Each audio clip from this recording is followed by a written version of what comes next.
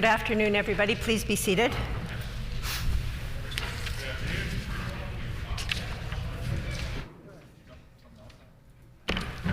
Routine proceedings, introduction of bills. The Honourable Minister of Justice.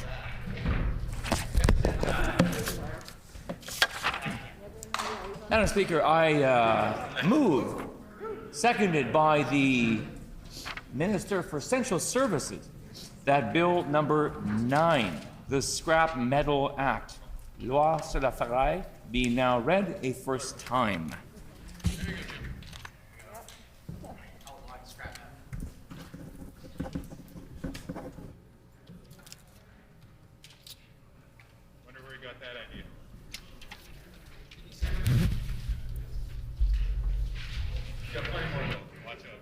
It has been moved by the Honourable Minister of Justice, seconded by the Honourable Minister of Central Services, that Bill number 9, the Scrap Metal Act, be now read a first time. The Honourable Minister of Justice.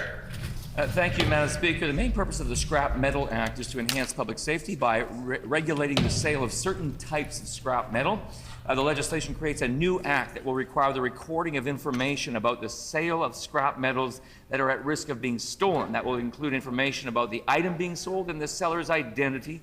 It also requires the seller to provide a history of the circumstances leading to their being in possession of the property.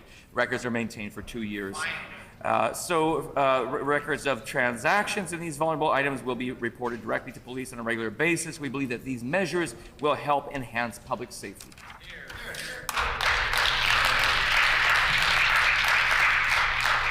Is it the pleasure of the House to adopt the motion? Agreed? Agreed and so ordered. The Honourable Member for Elmwood. Thank you, Madam Speaker. I move, seconded by the member for Fort Rouge, that the Consumer Protection Amendment Act, Right to Repair, be now read a first time.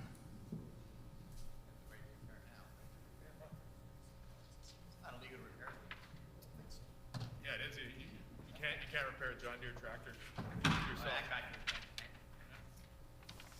It has been moved by the Honourable Member for Elmwood, seconded by the Honourable Member for Fort Rouge, that Bill number 214, the Consumer Protection Amendment Act, Right to Repair, be now read a first time. The Honourable Member for Elmwood. Well, thank you, Madam Speaker. The Right to Repair legislation empowers Manitoba consumers and fosters sustainability by requiring manufacturers of electronic devices and appliances to make information, parts, tools necessary for repairs available to consumers and independent repair shops at a reasonable price. If not, the manufacturer must replace the products. Products covered by this right to repair legislation would include smartphones, tablets, laptops, washers, dryers, refrigerators. Manitoba consumers would have the same right to repair as consumers in the European Union have beginning this year. Canada produces 757,000 tons of electronic waste annually, and right to repair legislation will be a giant leap forward in reducing this waste by giving Manitobans access to products that are made better and last longer. Is it the pleasure of the House to adopt the motion? Agreed? Is it the pleasure of the House to adopt the motion? Agreed? Agreed and so ordered. The Honourable Member for Elmwood. Thank you, Madam Speaker. I move, seconded by the member for Fort Rouge, that Bill number 215, the Scrap Metal Recyclers Act, be now read a first time. Great minds, Jim. Great minds. The late Jim Order. Order. Just a reminder to members that it's not Friday, it's only Thursday. So I would ask for everybody's cooperation to keep it down. Moved by the Honourable Member for Elmwood, seconded by the Honourable Member for Fort Rouge, that Bill number 215, the Scrap Metal Recyclers Act, be now read a first time. The Honourable Member for Elmwood. Thank you, Madam Speaker. The Scrap Metal Recyclers Act addresses the recent spike in catalytic converter and copper wire and other metal thefts due to large increases in precious metal prices. It's aimed at organized groups of criminals stealing catalytic converters, metallic wires, and other valuable scrap metals. It requires scrap metal recyclers to verify identification of sellers, keep proper identification and transaction records for a period of 5 years, not 2, as was mentioned by the government minister just a minute. It also eliminates cash payments, prescribed scrap metals. Penalties prescribed under the legislation include fines of up to $10,000 or 1 year in prison for first offense, and $30,000 fine for corporations. Second offense fines are up to $30,000 and up to $100,000 for corporations. Is it the pleasure of the House to adopt the motion? Agreed? Agreed and so ordered. The honourable member for Elmwood. Thank you, Madam Speaker. I move, seconded by the member for Fort Rouge, that the Bill number 216, the Consumer Protection Amendment and Farm Machinery and Equipment Amendment Act, Right to Repair, be now read a first time.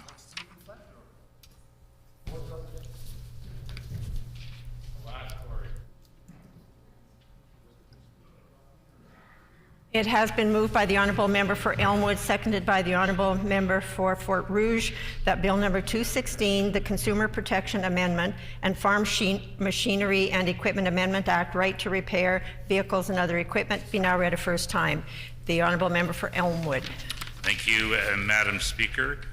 Consumers want manufacturers to make products that are easy to repair at reasonable cost and built to last a minimum of 10 years. This right to repair legislation empowers Manitoba consumers and fosters sustainability by requiring the manufacturer to make the parts necessary to maintain and repair its farm equipment, farm machinery, motorized mobility aids, marine pleasure craft, and recreational motorized vehicles, including electronic bikes and scooters, available to consumers and repair businesses at a reasonable price. If not, the manufacturer must replace the products at no charge or refund the purchase price. Is it the pleasure of the House to adopt the motion? Agreed? Agreed. Agreed and so ordered. The honourable member for Tyndall Park.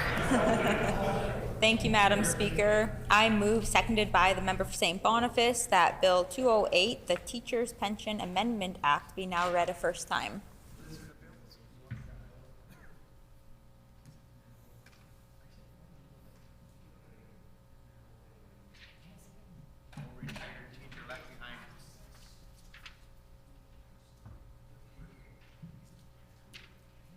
It has been moved by the honourable member for Tyndall Park, seconded by the honourable member for St. Boniface, that Bill number 208, the Teachers' Pensions Amendment Act, be now read a first time.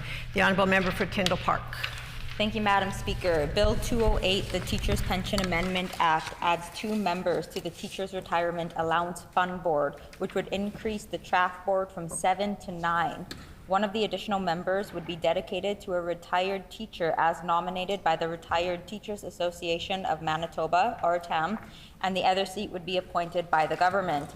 Madam Speaker, the changes in this bill introduced today were previously introduced by our current Premier when in opposition almost 15 years ago to the day, and followed by the Minister of Infrastructure in 2007. I am hopeful that the legislation will receive the support of this House to ensure that retired teachers have their seat at their pension table. Is it the pleasure of the House to adopt the motion? Agreed? Agreed and so ordered. Committee reports. The honourable member for Turtle Mountain. Madam Speaker, I wish to present the first report on the Standing Committee on Social and Economic Development.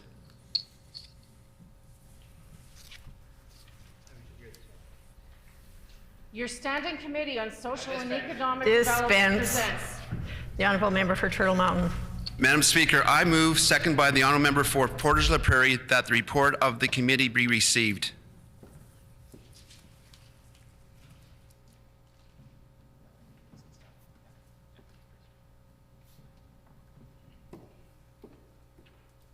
It has been moved by the Honourable Member for Turtle Mountain, seconded by the Honourable Member for Portage La Prairie, that the report of the committee be received. Is it the pleasure of the House to adopt the motion? Agreed? Agreed.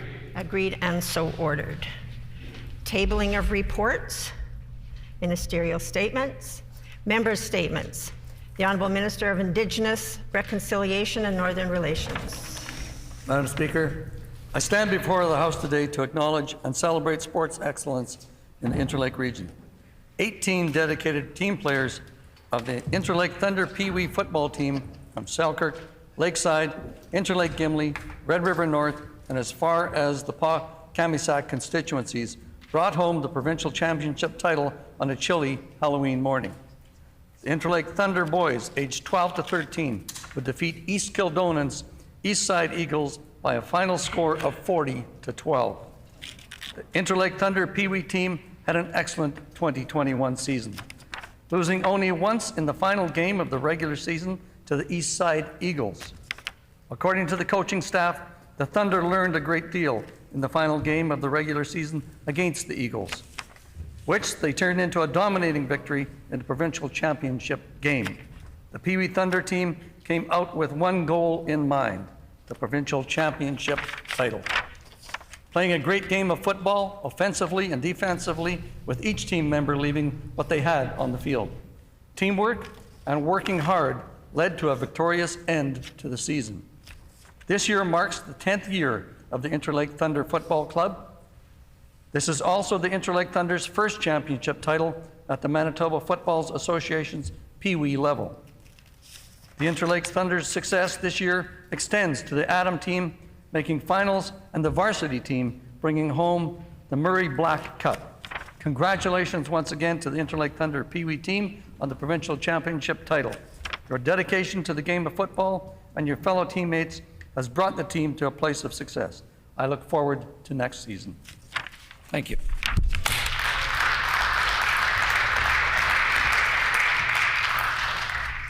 The Honourable Leader of the Official Opposition.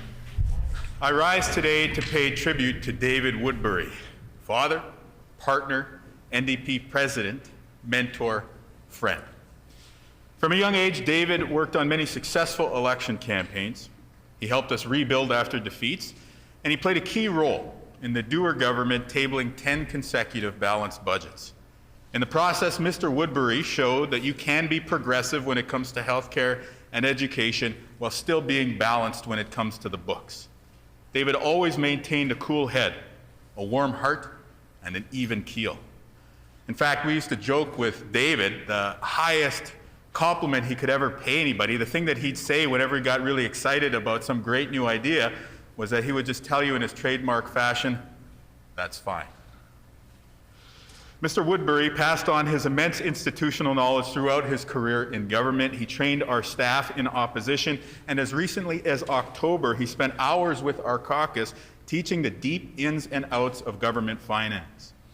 Toward the end of October, David gave a to-do list to our team, the things we had to do to get ready for the next election. It seemed odd at the time, but in hindsight, this was another example of the thoughtfulness and conscientiousness Mr. Woodbury showed throughout his life. And if I can say this, it showed a certain amount of stoicism as well. David passed away a week or so later, on the night before Remembrance Day. For 15 years of his work on behalf of the people of Manitoba, he had been living with cancer. My sincere condolences to Becky, to their daughters, to David's family, and his many, many friends. David Woodbury was a great Manitoban who made our province a better place, and his work lives on.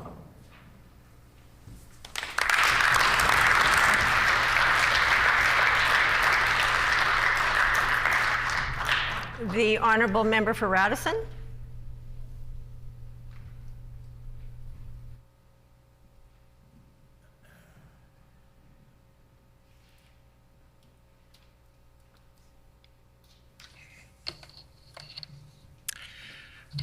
Twas the last day of session before Christmas break, and the last sort of statement private members can make. The Speaker was perched on her throne, chair. The members for Steinbach has sat everywhere but there. Speaking of sitting, we're not all here, Some joined by Zoom and virtually appear. The leader of Her Majesty's opposition is positive that isolating was no imposition. I remember a time in committee while Zooming. The member for St. John's dog's voice was booming. She dealt with it well, no consternation, and hey, now she's got her nomination. Speaking of running, the Libs are back in the game with Willard Reeves repping the Red Party's name. Who knows what the coming months will throw at us? Could the Liberals get official party status? The Bombers are blue, and that color feels right, so vote blue or green or red if you might. Those Christmassy colors the pollsters have climbing, plus orange and purple, are no good for rhyming. I shouldn't be too harsh, they're not all that bad. My Transcona colleague spreads cheer and makes glad. This mellow fellow, I'm happy to say, now has his voice back, and we hope he's okay. Christmas is also a time for donating. The member for Southdale is participating. Give her a turkey, or if you are able, give even more for Agape Table. St. Vital, with Southdale and Union Station, help to commemorate emancipation. History is more than remembrance's sake, it's also what they and us all get to make. Yes, we have been making history. For the very first time, our premier's a she. She loves to listen and work together. She's crisscrossed our province through inclement weather. You remember the tall guy at 6 foot 8 inch? His most famous moment was when he was the Grinch. Stealing Christmas got CNN and Rolling Stone millions of views telling us to stay home.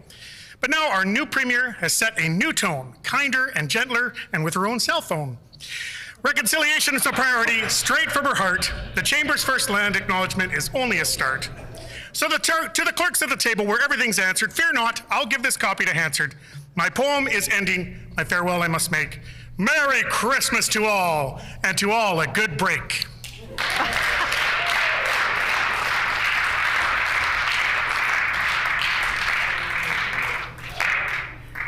The Honourable Member for St. Vital. This past August, I was joined by members of the community in attending the unveiling of a new hidden gem in St. Vital, the 120-foot-long mural spanning the length of an underground pedestrian tunnel which connects the YMCA and Dakota Collegiate with the St. Vital Library. This tunnel has been plagued by graffiti, now has been given new life for a generation of students and St. Vital residents. The tunnel was painted by young student artists from Glenlawn Collegiate. Achal, Nawal, Jillian, Anne, Peyton, Jasmine, who graciously gave and provided their art and their poetry talents to this project. The tunnel mural was also paid tribute to the area's Indigenous history. Elder Peter Atkinson from Rosa River Anishinaabe First Nation attended the event and provided a traditional name for the tunnel, which translates to a beautiful flow-through. Thank you all for your work. Now, there's even more to celebrate from students in St. Vital. On November 15th, the Dakota Lancers junior varsity football team won the Winnipeg High School Football League Championship, winning 55-24 against the Oak Park Raiders. This caps off in emphatic fashion an undefeated season for the JV team. Congrats to all the coaches, including Mitchell Harrison, the entire team of young student athletes. Enjoy the victory, and I hope this success will spur you on to greater challenges in the future. Thank you to all the Dakota and Glenlawn students for your hard work in making our community better. Your names will be recorded in Hansard in prosperity for your accomplishments. Finally, congratulations to Team Jennifer Jones, who will represent Canada in the 2022 Winter Olympics. I know the St. Vital Curling Club and all of us in Manitoba will be cheering for you as you head to Beijing in February. Best of luck.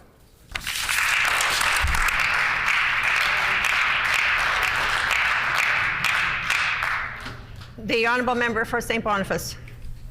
Thank you, Madam Speaker. On Tuesday, I received this letter from a Manitoban and received their permission to share it with the House. I table it. They write, I'm a 63-year-old type 2 diabetic with hypertension and osteoarthritis. My wife is a lifelong migraine sufferer with autoimmune disease. We are afraid that the healthcare system we have supported with our tax dollars for all our lives will fail when we need it. Today's Winnipeg Free Press included a story of a couple whose experience in our healthcare system is horrific. A lady canceled her own surgery so she would have more capacity to assist her husband. Overwhelmingly, the news about Manitoba's healthcare system is negative. Certainly, COVID has dealt a harsh blow to healthcare. However, under healthcare, our healthcare system was in great stress well before COVID visited an under-resourced system that was being, quote, rebuilt by your government. It was your government that closed emergency departments, eliminated nursing positions at Manitoba schools, ignored the council professionals who warned about your proposals before they were implemented, and facilitated the gutting of resources to healthcare, causing intolerable burdens to practitioners and clients simultaneously. I remember well the announcements of monetary savings trumpeted by the former Premier. I remember the support he received from the caucus at the time. Now, reports of health care crises abound on practitioner and patient sides. We are dismayed. There seems to be no consideration for the many calls from professionals in the system who warned about the policies and have repeatedly called for changes to be made. We don't want to be next, and we don't want any Manitobans to have to continue to pay the price for the policies your government has enacted. We urge you as Premier to do a fundamental about-face and put people's needs before the quote-unquote economy. People are the economy. People are the economy. We agree and hope the government will take heed. Thank you, Madam Speaker. Oral questions. The Honourable Leader of the Official Opposition. Question for the Premier. We know that healthcare is the #1 priority of Manitobans, but we don't know why this government keeps cutting healthcare. Why do they keep making the situation worse and worse, even as we go through this 4th wave of the pandemic? Now, it's clear that this government is repeating the mistakes of Brian Pallister. Documents we've tabled in this House show that we are down some 2,300 nurses in Manitoba. If you look at all the vacant positions at all the regional health authorities and you add them up, we're down almost 2,300 nurses. And that's because of the decisions made by this Premier, by Brian Pallister, and by this Cabinet. We need a new approach. Will the Premier simply reject the health care cuts that they've pursued thus far? The Honourable Deputy Premier. Madam Speaker, we reject the question by the Leader of the Official Opposition. More than $800 million more has been committed to rural and northern healthcare when it comes to capital. There's been billions of dollars more that have been invested pre-COVID when it comes to healthcare, Madam Speaker. Hundreds of new nursing seats are going to be created to train more healthcare nurses to try to deal with the issue that is across Canada that was also there under the NDP, Madam Speaker. There are a number of new initiatives that are coming forward, a number of new capital investments. There's only one thing that's consistent with all of those investments. Those members voted against every one of them, Madam Speaker.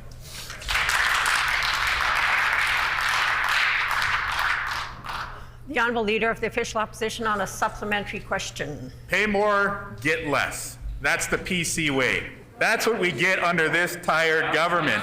They have all these announcements that they want to make, and yet what do we see in the healthcare system? We're down almost 2,300 nurses. 2,300 nursing positions, 2,300 nurses that should be working at the bedside, helping Manitobans through this 4th wave, but are not. And we see the impact. 58 seniors moved away from their homes, hundreds of kilometers away during the 4th wave. That's more than the 57 ICU patients that were flown out of Manitoba during the 3rd wave.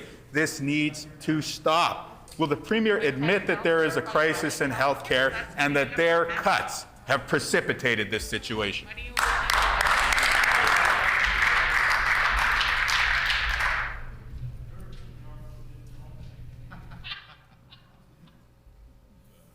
The Honourable Deputy Premier. We've certainly been pleased to invest in rural healthcare and in the north, of course, a new ER in Flin Flon, which the member for Flin Flon voted against, Madam Speaker. He can speak to his constituents about that. We recognize that there are challenges, Madam Speaker, when it comes to healthcare. Every province in Canada, every jurisdiction in the world is dealing with those challenges. Of course, the members opposite, even as they yell from their seat now, were yelling months ago that the 4th wave would close schools, that it would close businesses, that it would close houses of worship, Madam Speaker. And yet we hear from our provincial public health officer, our chief provincial public health officer yesterday, that during the 4th wave, we've had stability when it comes to our ICU numbers. We've had stability when it comes to hospitalizations. And all of those things that they said would close, we're still open. We've blunted the 4th wave. There's much more work to do. We're going to continue to work with healthcare professionals.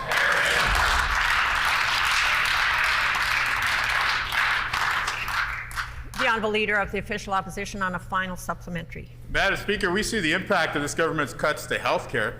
2,300 nurses that should be helping Manitobans but are not there. 2,300 vacant nursing positions. That's people in Steinbach who can't get the health care that they need. That's people in Dauphin who can't get the care that they need. That's people in Roblin who are missing nursing resources at the bedside. We could go through the list of the constituents that these MLAs represent and that have seen their health care services cut, but we simply don't have enough time.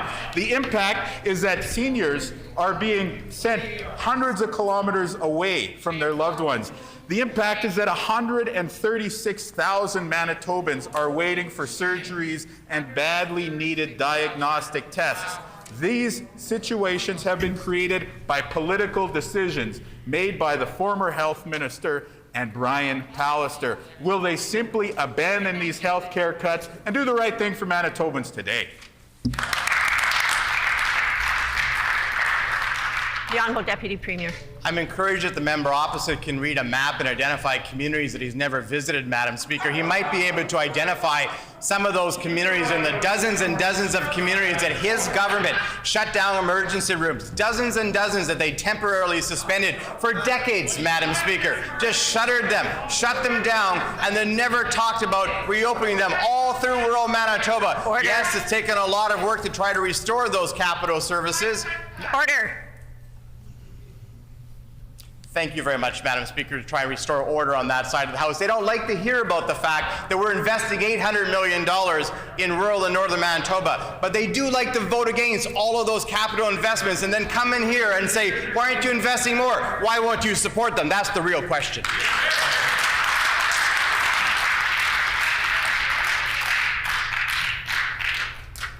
The Honourable Leader of the Official Opposition on a new question. Madam Speaker, all Manitobans deserve to enjoy our parks. At least that's what we believe on this side of the aisle. But not on that side of the aisle. They want to sell our parks, Madam Speaker, and we have the documents to prove it here today. What have they done in office? Order. Well, first they doubled the cost of buying a park pass, and then they took $600,000 of Manitobans' hard-earned money, and they sent that all to Texas. And then they turned around, privatized St. Ambrose Park while increasing fees there, turned away existing park pass holders. And so I'll table this latest document that's a great concern. It shows that this government is looking at P3 partnership models for parks. Why is the Pallister-Stephenson government intent on privatizing Manitoba's public parks? The Honourable Deputy Premier. Madam Speaker, thank heavens this is the last day of session. The Leader of the Official Opposition is out of gas. He's out of questions, Madam Speaker. He has no more questions to ask, Madam Speaker. He can't find anything other than recycled hyperbole that hasn't been true for months, Madam Speaker. We know on this side of the House we've invested in our parks. We've improved our parks. That's seen by the hundreds and thousands of more people that have visited our parks over the last couple of years, not just because of the pandemic, but because they've been improved, Madam Speaker. Manitobans have reconnected with their parks throughout Manitoba. They continue to love their parks. We do as well. Let me try to say this as clearly as possible. Our parks are not for sale, Madam Speaker.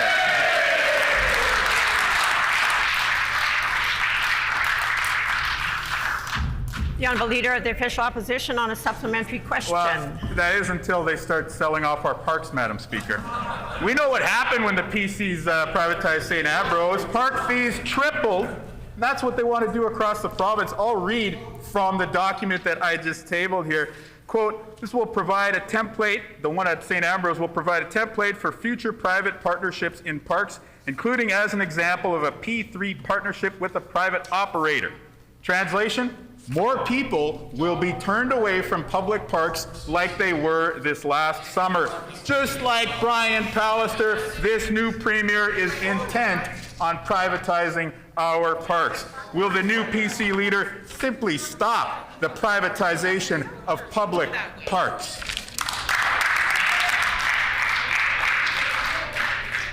The Honourable Deputy Premier. There has never been a government more committed to public parks than this government. Not only are there, of course, thousands and thousands of more people who are accessing our parks over the last couple of years than ever have, Madam Speaker. Order. But we've invested and ensured that there are endowment funds. Now, the members opposite might not know what endowment funds are. They're to ensure that there's long-term sustainability for our parks, our public parks, Madam Speaker. We're putting those endowment funds forward so that Manitobans can support our public parks, use our public parks, because our parks are not for sale. And he can stand up and he can say it over and over again. Well, he's only got one day left, but he can come back in March and say it over and over again and say it for 2 more years, because if that's all he's got nothing, Madam Speaker.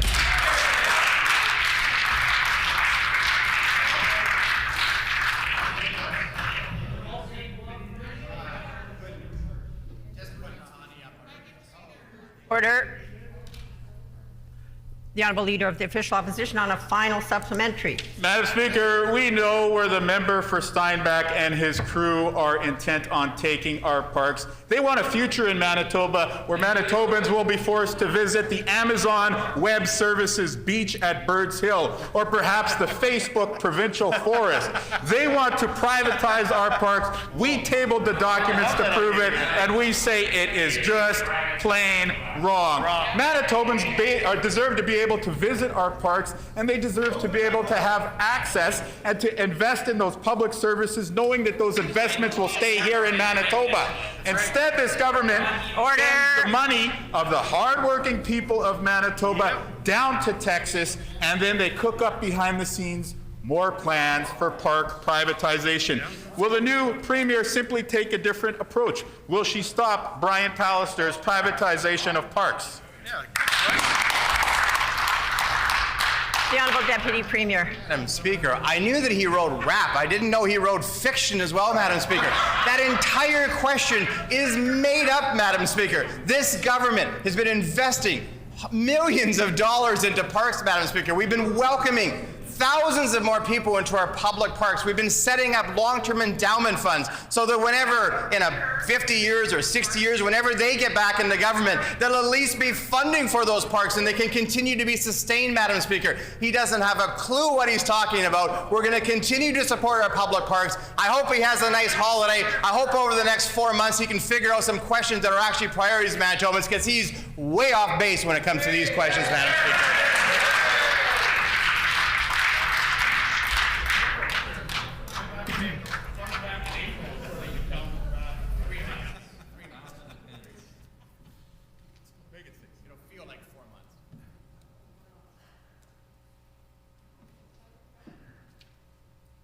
The Honourable Member for Wolseley. Madam Speaker, this holiday season, Manitobans want to promise that their parks and park services will not be privatized. How does the minister explain the briefing notes that were obtained through FIPA, which I will happily table a second time, that outline the government's plans for for-profit operators who charge their own fees, and I quote, provide a template for future potential partnerships in parks. Private control, private fees, and private operation of the parks isn't a one-off, as the minister has claimed. It's a template for privatization. Will the minister back away from these plans and keep our parks and park services in public hands? The Honourable Minister for Conservation and Climate. Thank you, Madam Speaker, and I appreciate the question from the member opposite. Order. If the members opposite would like to ask some more questions and not listen to answers, I'm happy to sit down and let them ask as many questions as they want based on a false pretense. Madam Speaker, we've had this conversation back and forth for what's going on, I guess, a year and a half now, and I'm still curious as to why the members opposite are so opposed to private businesses that have been in our parks, working under their governments, under governments for decades.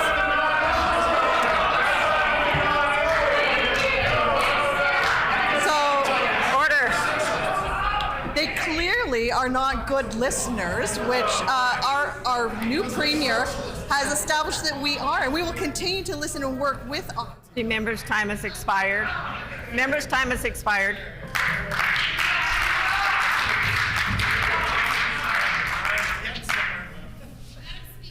Order. I've not recognized the member yet. I'm waiting for the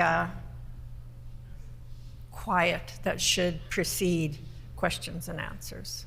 The Honourable Member for Wolseley on a supplementary question. Thank you, Madam Speaker. St. Ambrosie Provincial Park has a private, for-profit operator that controls the site. The operator privately operates the campground, sets their own rates to rent campsites and day permits. And as we have just heard in this House, of course, this was the game plan. It was always the game plan.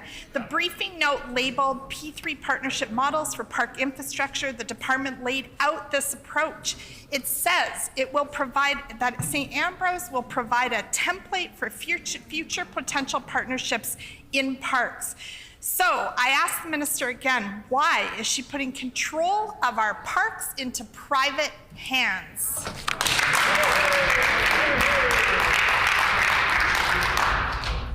The Honourable Minister of Conservation and Climate.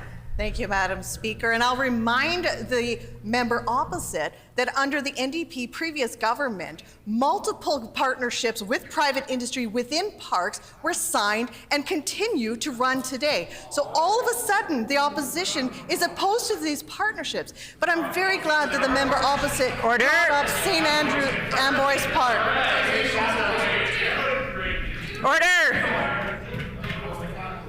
Order.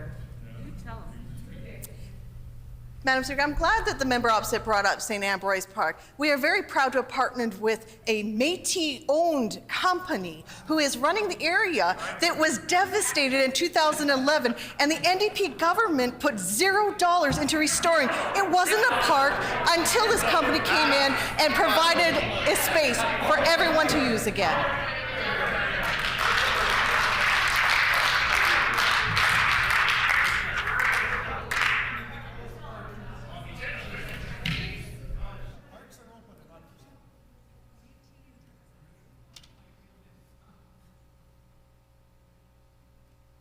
The Honourable Member for Wolseley on a final supplementary. Thank you, Madam Speaker. Well, I'm on a roll today, so I want to raise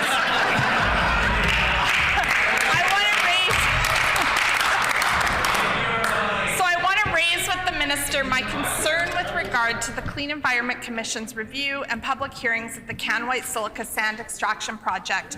I've heard a lot of public concern. I'm certain the minister has as well. And I know she will agree that it's important that all voices are properly represented at the coming hearings. It is within the minister's power to include participant funding. Will the minister do so? Will she amend her order to the CEC to establish a participant assistance fund so that all voices are fully heard?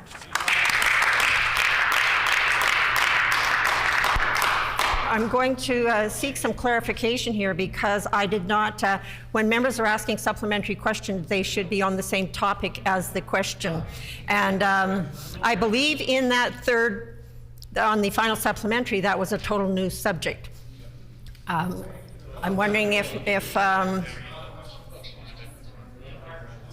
I am advised to handle this.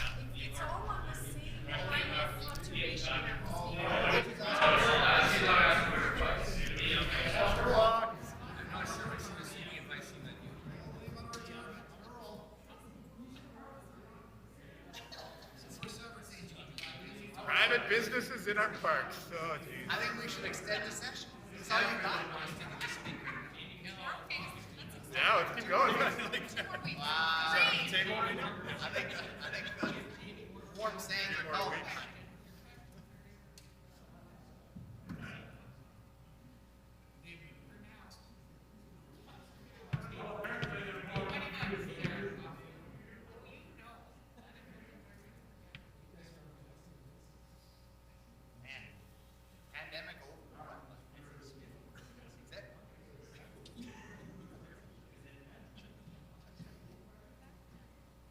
You want more healthcare questions? Absolutely. Bring them on. No, we got plenty. More every day.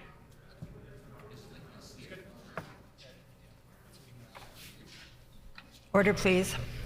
I am going to indicate that our rules do state that that final supplementary or any supplementary questions should be related to the first question that is asked. I am going to ask the member if she, and I'm going to, because it's Christmas time, I'm going to allow the member if she would like to repeat her final supplementary, but keep it to the topic that she initially raised. The Honourable Member for Wolseley. Thank you, Madam Speaker. That's very generous of you, and I appreciate the correction. Well, then I'll use this opportunity to ask the Minister one more time to explain how she's going to not sell parks while she sells off parts of parks and puts them under private operators for profit.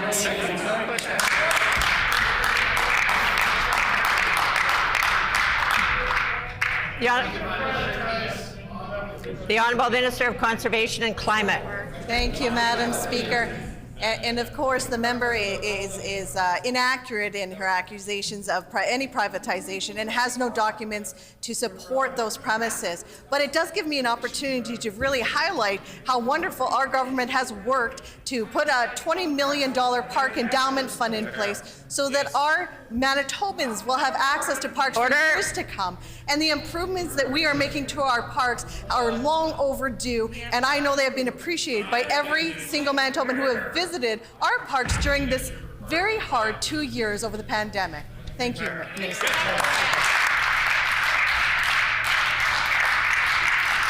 The Honourable Member for St. John's. Thank you, Madam Speaker. We have long called for mandatory training for judges on matters related to sexual assault, rape culture, racism, systemic discrimination.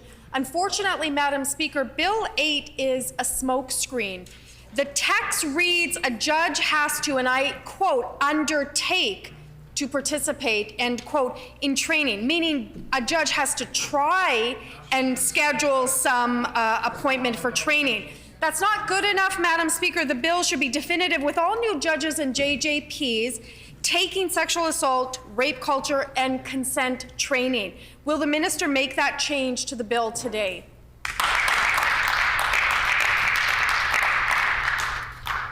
The Honourable Minister of Justice. Well, I appreciate the critics' genuine interest in a bill that we are proud to bring forward as a government, a bill that will, we believe, enhance the manner in which judges are selected, and a bill that will require sex assault training and context training for judges. I would like to ask that member, who is also the House Leader, if she is signaling that their party is willing to sit today and consider the bill at second reading. Wow.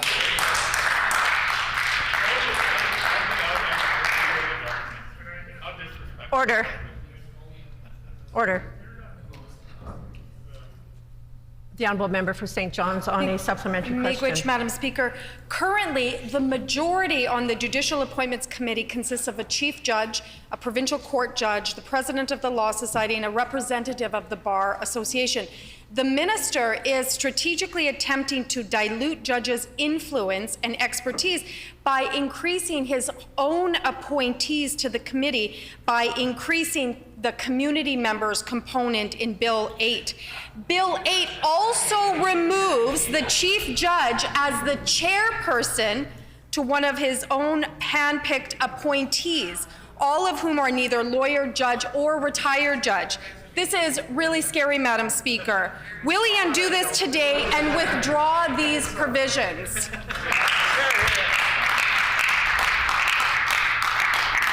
The Honourable Minister of Justice. Well, again, I really appreciate the critics' interest in the bill. It's of all the absurd things I've heard that member say, this may actually take the cake. That member may want to be reminded that the changes we're bringing will then largely allow Manitoba's rules for judge selection to approximate those of other jurisdictions in Canada. So she should be very careful where she's pointing her fingers, because she's pointing it now at half the country. It is not the judge's prerogative to pick the next judge. It is an executive prerogative to pick the next judge. We fully defend the concept of judicial independence. Madam Speaker, this is not a matter of judicial independence. The honourable member for St. John's on a final supplementary. Miigwech, Madam Speaker. I think Manitoba judges are going to be very interested in that response. In Bill 8, Madam Speaker, the committee must pass along not a short list, but all those deemed qualified. This greatly diminishes the power of the committee to recommend truly exceptional candidates and concentrates powers in the minister's hands to pick the judges he chooses.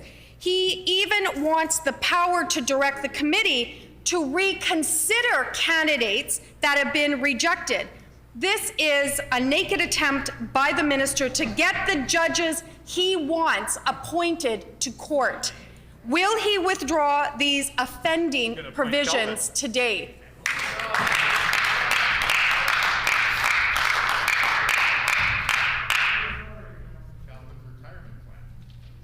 Order.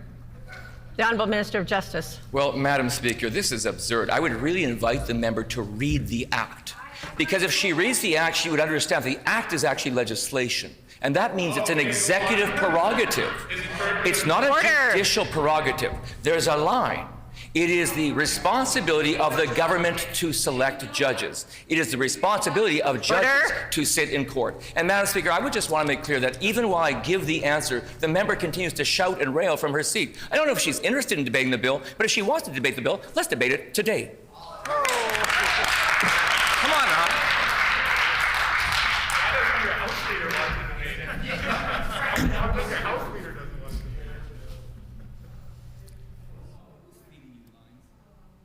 The leader of the official opposition yesterday made a very good suggestion. He had said that because these topics are very important, they should all be dealt with in silence. And I'm going to agree that that is probably something that we have to pay some attention to. They are important topics, and I would ask for everybody's cooperation, please, to hear the questions and answers without all this heckling. The honourable member for Kiiwetinoong. Thank you, Madam Speaker. I appreciate that advice, but I'm not looking for silence on this matter. This morning, I was proud to bring forward Bill 200, the Orange Shirt Day Statutory Holiday Act. It was my hope that we would have seen immediate unanimous support of this bill this morning. I'd like to think members opposite know how important this bill is to advance reconciliation here in Manitoba. They could have supported it and helped pass it today, but that didn't happen. Instead, the member from Madison chose to speak out the bill and talk about Justin Trudeau taking a vacation during this important time, which I found very hypocritical considering that member took a vacation of his own while Manitoba was in lockdown with no discipline, I might add. So the question is simple. Will the minister commit to passing this bill today?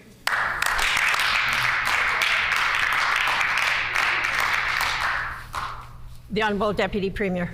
Madam Speaker, we know that the first Truth and Reconciliation Day, which was approved by the federal government and recognized by this provincial government through a number of very significant measures, including schools being closed. Madam Speaker, I know that that was well recognized. Me and my colleagues joined thousands of other people at St. John's Park, including the member for St. John's. We participated in a number of different ceremonies and the leader of the official opposition. We are pleased as a government to do much more than many other governments have across Canada in recognizing Truth and Reconciliation Day, and we look forward to further consultations throughout the year on what else could be done, Madam Speaker.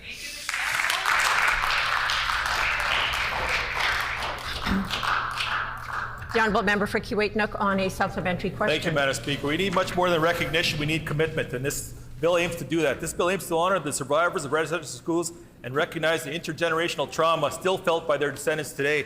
Orange Shirt Day is a day to engage and have difficult conversations, to educate each other in a way to move forward towards reconciliation.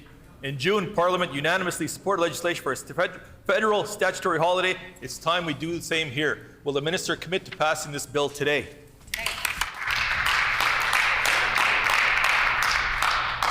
The Honourable Minister of Indigenous Reconciliation and Northern Relations.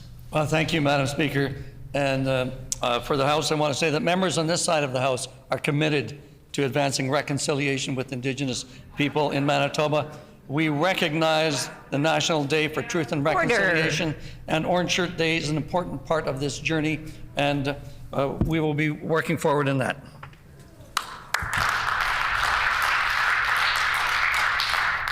The honourable member for Kiiwetinoong on a final supplementary. Thank you, Madam Speaker. It's good to see you found his voice because there was no voice this morning. The orange shirt is a symbol of Canada's history, and although we are not able to change the injustices of the past, we must work together to move forward. Bill 200 would implement call to action number 80 of the Truth and Reconciliation Commission and honor the lost children and survivors of residential schools. We need to see action. And it was sad to see the minister choose to not speak this morning and instead have his colleagues block passage of the bill. Once again, and for the third time, will the minister take real action, and will he pass this bill today?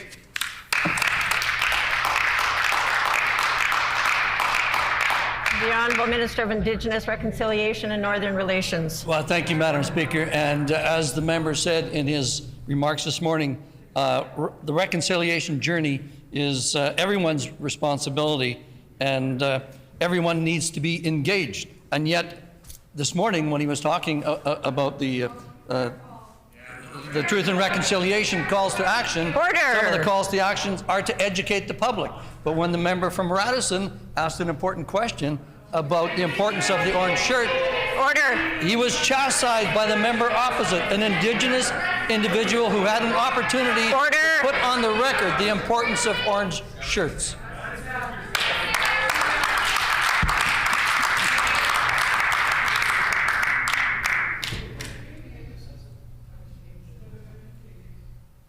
Order.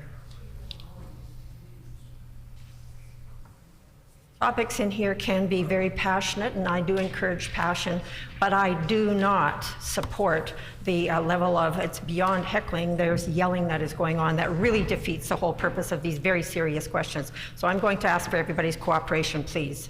These topics are important, and we should be paying more attention instead of trying to yell somebody down, because I cannot hear then as the speaker in order to rule properly on the words that are being said. The honourable member for Elmwood. Speaker, acting premier, or anybody over there who wants to answer it. Madam Speaker, this past summer, U.S. President Joe Biden issued an executive order directing the U.S. Federal Trade Commission to develop rules to promote product repairability in the United States. Right to repair laws already existing in Europe are essential protections for consumers and protects the environment by preventing unnecessary dumping of appliances and electronics into landfills. When will the minister bring forward right to repair legislation for Manitobans so that we can live more sustainably?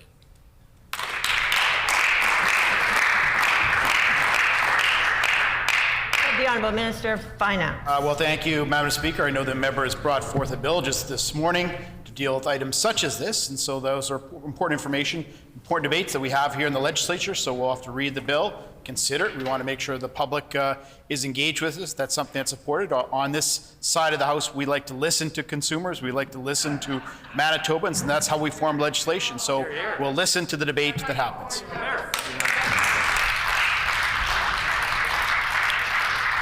The honourable member for Elmwood on a supplementary question.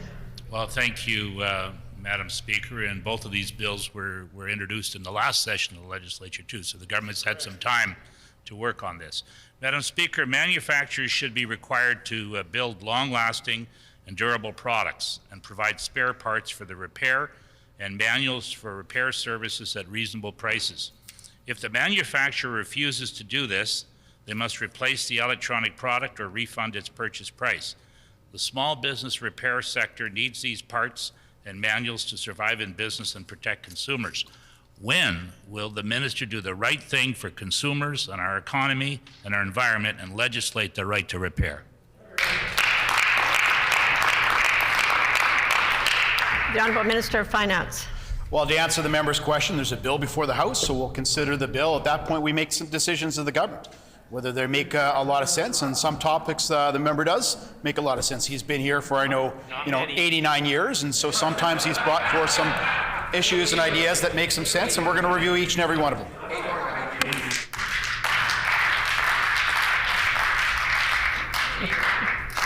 The honourable member for Elmwood on a final supplementary. Madam Speaker, well, he may be a little short on his 89 years, but the question we have, Madam Speaker, is that consumer rights need to be protected, especially now during times of economic instability and rising inflation. Manufacturers must be required to make better designed, longer-lasting products, and should be required to provide accessible, affordable spare parts, manuals, and repair services, just like Europe did this year. We have to properly support the small business repair sector and ensure that they have access to parts, manuals, and training required to carry out repairs, and our environment and economy will be the better for it. When will this minister do the right thing for Manitobans and introduce legislation on this right to repair? The Honourable Minister of Finance. Speaker, and our government is very focused on listening to Manitobans, whether they're good ideas. What we've engaged in is public consultations on our budget process, on priorities. I just want to emphasize the fact that we are in Winnipeg earlier on the week. We're out in Pinawa just a few days back. We're going to be at Brandon tonight. We're going to be at Killarney. These are opportunities for Manitobans to have their priorities in place. We heard from over 51,000 Manitobans last year to make changes, important changes to the budget. We're going to make sure we listen to the priorities of Manitobans, and that's what listening's all about our budget process.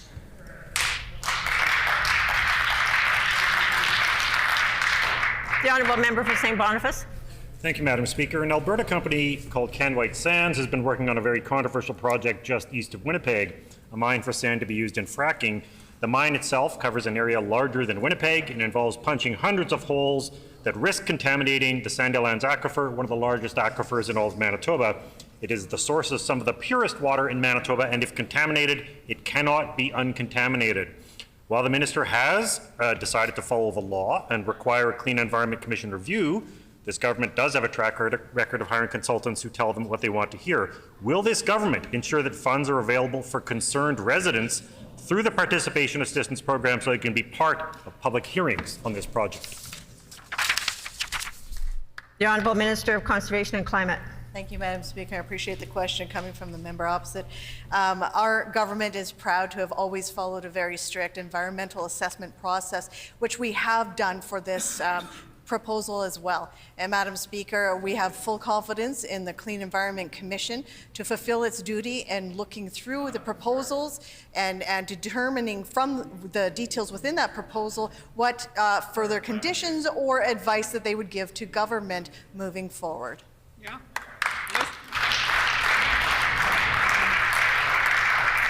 The Honourable Member for St. Boniface on a supplementary question. Thank you, Madam Speaker. I tabled an article from the Steinbeck Carolyn where a whistleblower who worked with the Canwhite Sands confirmed many of our worst suspicions about the project.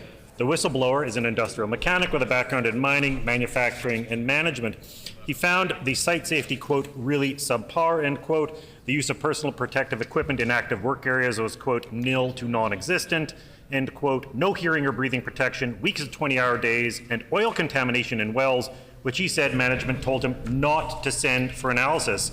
As for the local economic impact that's supposed to be boasting about this project, quote, Canwhite flew in Alberta-based heavy equipment operators, end quote. What gives? This needs to be investigated, and without robust public hearings, Manitobans won't get proper answers. Are these allegations going to be investigated by the CEC, or will the government commit to funding proper public hearings? The Honourable Minister of Conservation and Climate. Speaker, and the member knows that our robust environmental assessment process is one that has kept this province in line with environmental standards well beyond what other jurisdictions require. And we will continue to hold that high standards for all proposals that come before us. What the member is doing right now is calling into question this process and the very expertise that lie within our department, but also within the Clean Environment Commission. And I would ask the member to allow the process to continue and to unfold, and I look forward to the report that will come before me from the Clean Environment Commission. Thank you. The Honourable Member for Tyndall Park on a final supplementary. Thank you, Madam Speaker. Earlier today, I introduced legislation that would amend 2 clauses of the Teachers' Pension Act. The bill legislates a spot for a nominee of the Retired Teachers Association of Manitoba to join representatives from the Manitoba's Teachers Society and those appointed by government to the TRAF board. Madam Speaker, these changes in the bill introduced today were previously introduced by our current Premier when in opposition in 2006 and by the Minister of Infrastructure in 2007. It's clear that there was support for this idea when the PCs were in opposition, and my question is today, will they support this legislation as a government? The Honourable Minister of Education.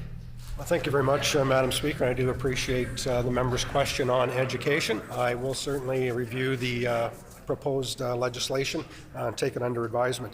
I will say, report to the Legislature, today's figures relative to COVID in schools, week over week, we're down 12%, so good things are happening there, certainly moving in the right direction.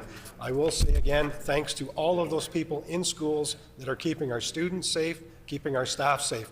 I also want to say thank you so much to the hundreds of retired teachers that came to help during the COVID time.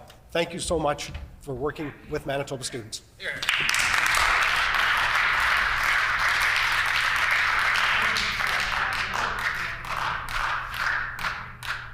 The Honourable Member for Rossmere. Thanks, Madam Speaker. Last week was Restorative Justice Week, and I'm wondering if the Minister of Justice could outline some of the successes that this government has had in advancing this collaborative model.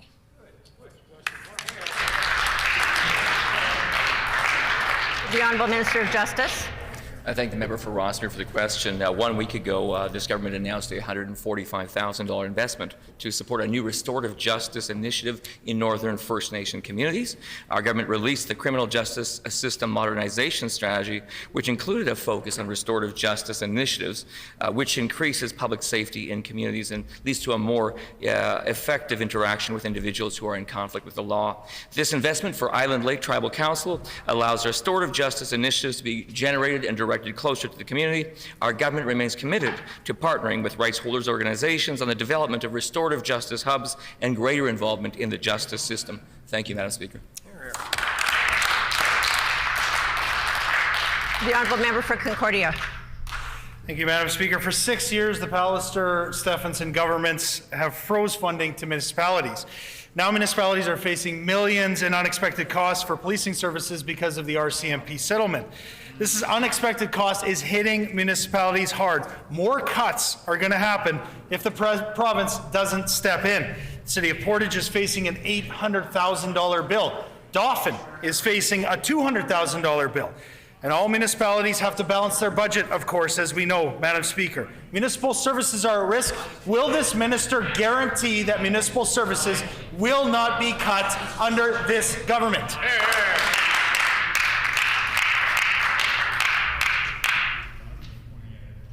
The Honourable Deputy Premier. Madam Speaker, this is a government that has a long track record under this Minister of Justice and Municipal Affairs Minister of supporting police and law enforcement. They'll continue to. I want to, while I have this opportunity, Madam Speaker, wish everyone a good holiday season. I know that they have the opportunity now to be together with family. To all of my colleagues on all the sides of the House, to all those who work in the Legislature, or of course our table officers, we wish everybody a good break and a good holiday. Remember that this Sunday you need to put your long johns on, get your toques on, get everything you have warm.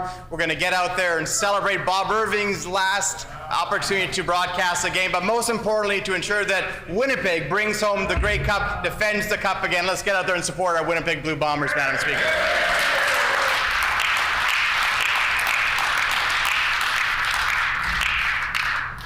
The time for oral questions has expired, and I have 2 rulings for the House.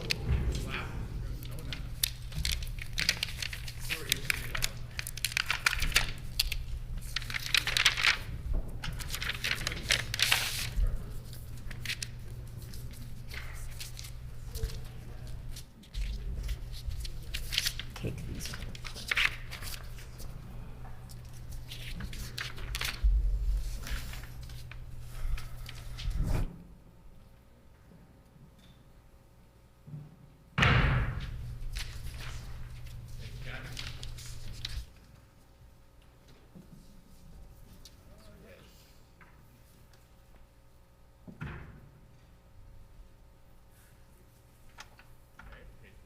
After the prayer on November 24th, 2021, the Honourable Official Opposition House Leader raised a matter of privilege regarding the circumstances surrounding the provision of the text of the speech from the throne to the media prior to the speech being read in the House.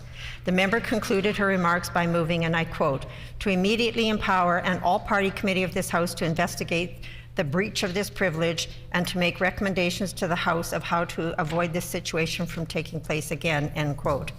The Honourable Government House Leader and the member for River Heights both spoke to this matter before I took it under advisement to consult the procedural authorities. As members know, two conditions must be satisfied in order for a matter raised to be ruled in order as a prima facie case of privilege. One was the issue raised at the earliest available opportunity, and two was sufficient evidence provided to support the member's claim that their privileges or the privileges of the House were breached. On the issue of timeliness, the Honourable Official Opposition House Leader indicated that this was her first opportunity to present the matter in the House, as she needed to review the text of the speech once it was shared with members, and she needed to conduct research on the matter. On this point, I would agree with the member, and I would therefore rule that she did meet the test of timeliness. On the question of whether the matter raised breached the member's privileges, there are a few important points to consider. The member indicated in her submission that, and I quote, "The text of motions, bills, and other matters for this House must be presented to the House itself first," end quote. She went on to reference the third edition of the House of Commons Procedure and Practice, which, and I quote, "cite the example of legislation or motions being provided to media prior to being presented in the House as a paradigmatic example of a breach of privilege," end quote. I would note here that the member did not provide a page number for this reference, which made it a little challenging to follow up on. I would ask all members to be sure to include a page number in the future for such references. The Honourable Official Opposition House Leader further stated that, and I quote, "The throne speech is a confidence motion and one of the most important motions considered by this House," end quote. On these points, I would like to clarify something for the Honourable Official Opposition House Leader. The speech from the throne is, in fact, not a confidence motion. The speech is not a motion at all. It is an address to the Legislature by the head of state. The motion for the address in reply to the speech from the throne is a confidence motion and is indeed one of the most important motions considered by this House. But the speech itself is none of those things. There is a crucial distinction between the two, and it is important to clarify this for the record. Turning to the House of Commons, a ruling delivered on October 23, 2007 by Speaker Milliken provides useful insights on the matter of privilege raised by the Honourable Official Opposition House Leader. In the Ottawa example, a question of privilege had been raised because copies of the speech from the throne had been made available to the media prior to its reading by the Governor-General. In his ruling, Speaker Milliken noted that the secrecy usually associated with the release of important documents like the speech from the throne and budgets was a convention of Parliament and not a matter of privilege. He further stated that, and I quote, "The chair can find no procedural authority for the claim that the premature disclosure of the speech from the throne constitutes a breach of the privileges of the members of this House. In reference to the secrecy of the budget, House of Commons Procedure and Practice states at page 753, and I quote, "Speakers of the Canadian House have maintained that secrecy is a matter of parliamentary convention rather than one of privilege," end quote. I would suggest to the House that the same is true with regard to throne speeches. Accordingly, Speaker Milliken concluded that there had been no breach of privilege in that case. Finally, I would note that this is not the first time this kind of issue has been raised in this House. On June 13th, 2007, Speaker Hicks ruled from this chair on a point of order dealing with whether or not it was a proper procedure to circulate the throne speech before it had been read completely, as that had apparently occurred in that situation. Speaker Hicks ruled that, and I quote, "There are no former rules and practices of the House that dictate when the government is free to release the throne speech," end quote. He further stated that, and I quote, "There is no rule or practice that the Speaker could be enforcing in this instance," end quote. In consideration of all these factors, then, I rule that the Honourable Official Opposition House Leader has not established a prima facie case of privilege. And I have a second ruling.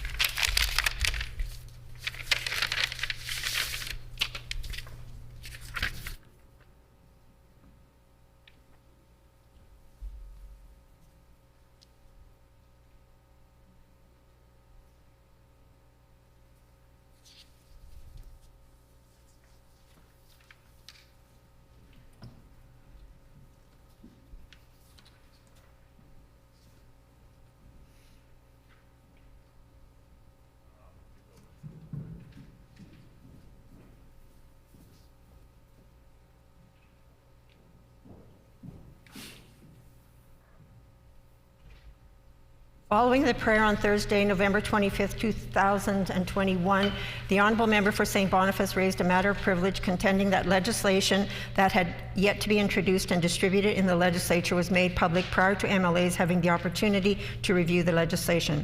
He tabled a screenshot of a since-deleted post from the President of the United Firefighters of Winnipeg, sharing a post about the Premier announcing expansion of presumptive legislation, as well as a list of cancers that were to be included as a result of the upcoming legislation. The Honourable Member concluded his remarks by moving, and I quote, that as a result of this serious breach of privilege, this issue be immediately referred to an all-party committee of this House, end quote. The Honourable Government House Leader also offered contributions to the Chair and noted that it is a common occurrence for governments to signal that legislation is coming. He also added that the specific text of the legislation was not included in the materials tabled by the Honourable Member for St. Boniface. I took the matter under advisement in order to consult the procedural authorities. There are two conditions that must be satisfied in order for a matter raised to be ruled in order as a prima facie case of privilege. Was the issue raised at the earliest opportunity, and was sufficient evidence provided to support the member's claim that their privileges or the privileges of the House were breached? On the first issue of whether the issue was raised at the earliest opportunity, the Honourable Member indicated he was raising the issue at the earliest opportunity, and I take the Honourable Member at his word. On the second issue, whether sufficient evidence was provided, this is somewhat problematic, as the Honourable Member did not indicate what privileges of the House or of individual members were breached. It is also a common undertaking for ministers and for private members to consult with interested groups and parties when considering bringing legislation forward. I would note that it is a very common question that is asked during second reading question periods held on legislation brought forward by government and by private members. Whom did you consult with before you brought the bill forward? It would be prudent for a sponsoring minister or member to engage in consultations ahead of time. Otherwise, there could be a risk of bringing forward flawed legislation in the absence of discussing potential new laws or changes to existing laws with persons who might be impacted by those potential laws. Although it is unfortunate that an impacted group did put out a comment on social media, this is not an action that is controlled or directed by government, as it was not a social media post issued by government. In the future, it may be wise for MLAs and ministers bringing in legislation to ask those with whom they consult to refrain from social media comment, at least until the legislation is introduced in the House as an issue of courtesy. The material posted online did not disclose the specific text of the proposed legislation. Had it done so, it would be a more concerning issue for the Speaker to consider. I therefore rule that a prima facie case of a breach of parliamentary privilege has not been presented. Petitions.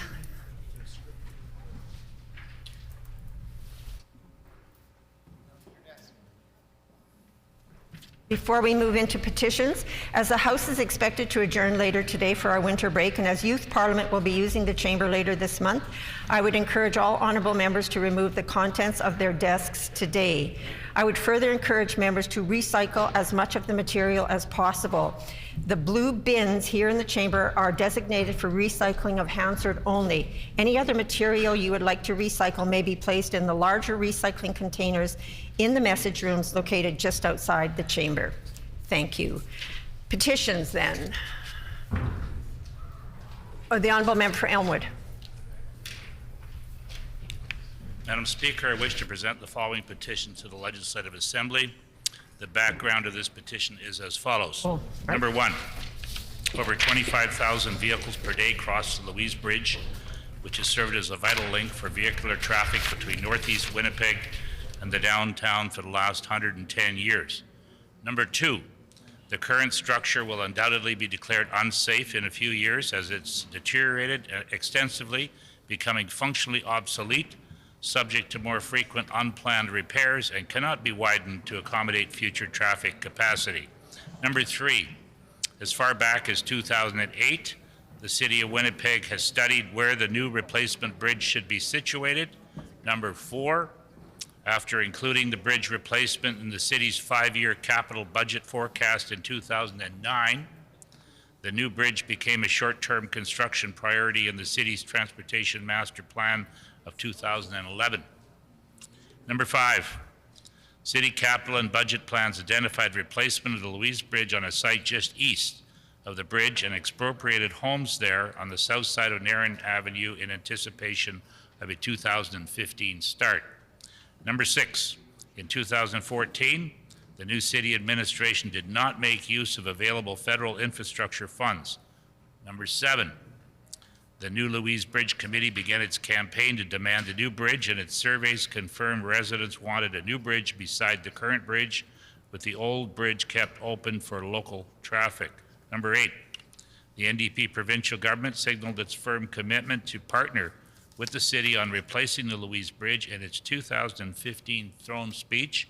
Unfortunately, provincial infrastructure initiatives such as the new Louise Bridge came to a halt with the election of the Progressive Conservative government in 2016.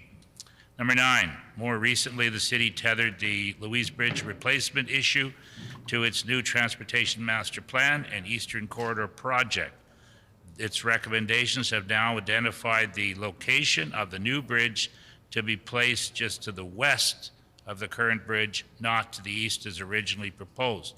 The city expropriation process has begun. Number 10, the new Premier has a duty to direct the provincial government to provide financial assistance to the city so that it can complete this long overdue vital link to Northeast Winnipeg and Transcona. The upcoming provincial budget will provide the timely opportunity to budget and announce provincial participation in the building of the new Louise Bridge. We petition the Legislative Assembly of Manitoba as follows. Number 1, to urge the new Premier to financially assist the City of Winnipeg on building this 3-lane bridge in each direction to maintain this vital link between Northeast Winnipeg, Transcona, and the downtown. Number 2, to urge the provincial government to recommend that the City of Winnipeg keep the old bridge fully open to traffic while the new bridge is under construction. And number 3, to urge the provincial government to consider the feasibility of keeping it open for active transportation in the future. And this petition is signed by many, many Manitobans.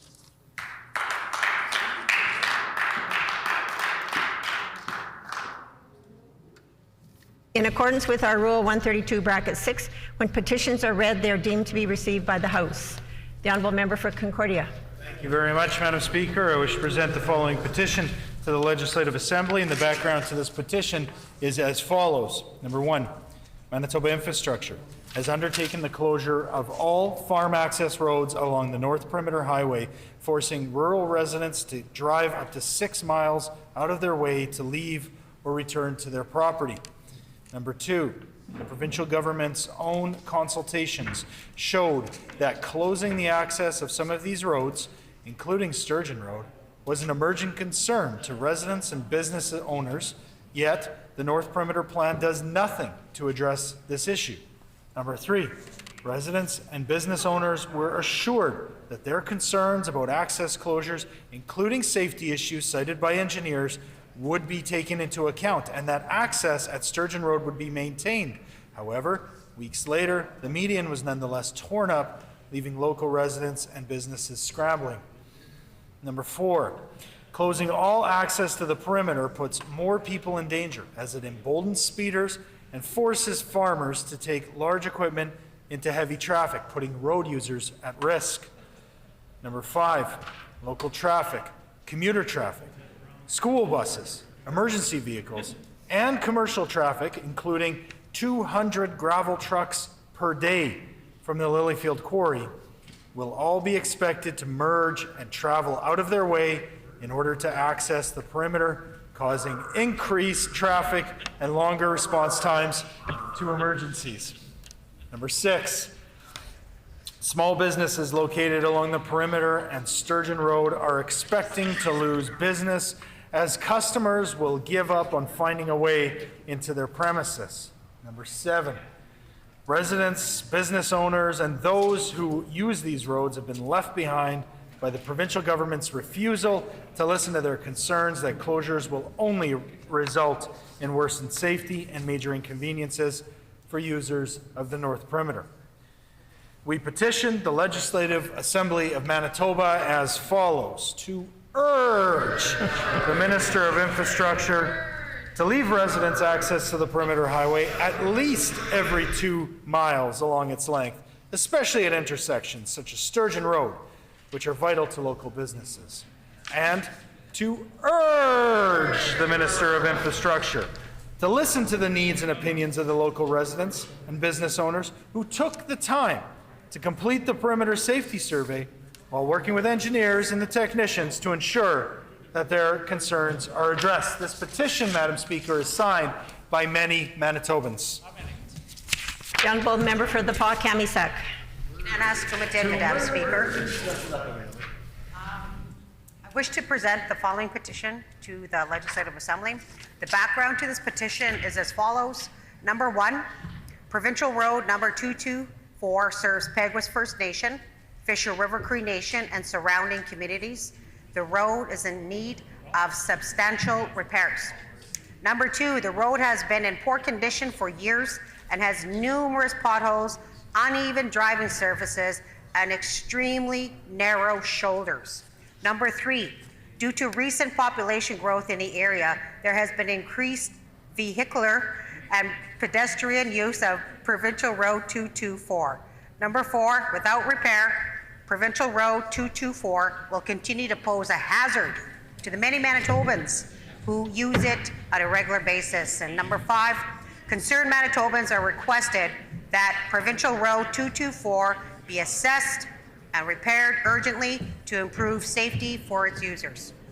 We petition the Legislative Assembly of Manitoba as follows: to urge the Minister of Infrastructure to complete an assessment of Provincial Road 224 and implement the appropriate repairs using public funds as quickly as possible.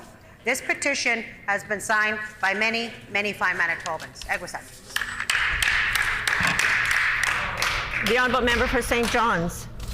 Madam Speaker, I wish to present the following petition to the Legislative Assembly. The background to this petition is as follows. 1, Manitoba women, girls, two-spirit, genderqueer, non-binary, and trans persons deserve to be safe and supported when accessing abortion services. 2, limited access to effective and safe abortion services contributes to detrimental outcomes and consequences for those seeking an abortion, as an estimated 25 million unsafe abortions occur worldwide each year. 3, the provincial government's reckless health care cuts have created inequity within the healthcare system, whereby access to the abortion pill, mifigay-miso, and surgical abortions are less accessible for northern and rural individuals than individuals in southern Manitoba, as they face travel barriers to access a handful of non-urban healthcare professionals who are trained to provide medical abortions. 4, for over 5 years and over the administration of 3 failed health ministers, the provincial government operated under the pretense that reproductive health was not the responsibility of the Ministry of Health and Seniors Care, and shifted the responsibility to a secretariat with no policy, program, or financial authority within the healthcare system.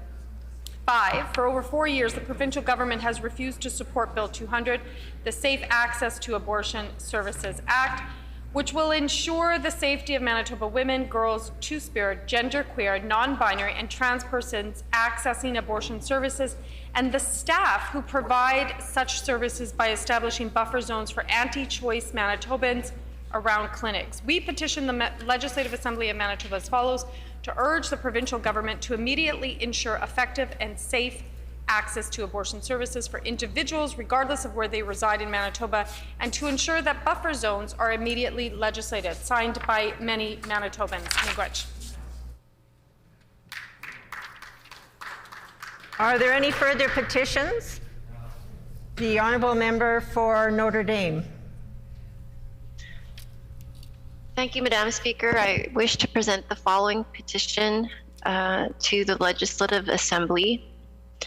To the Legislative Assembly of Manitoba, the background of this petition is as follows. Number 1, in December of 2019, the provincial government's commissioned report on lead concentrations in soil in Winnipeg was completed.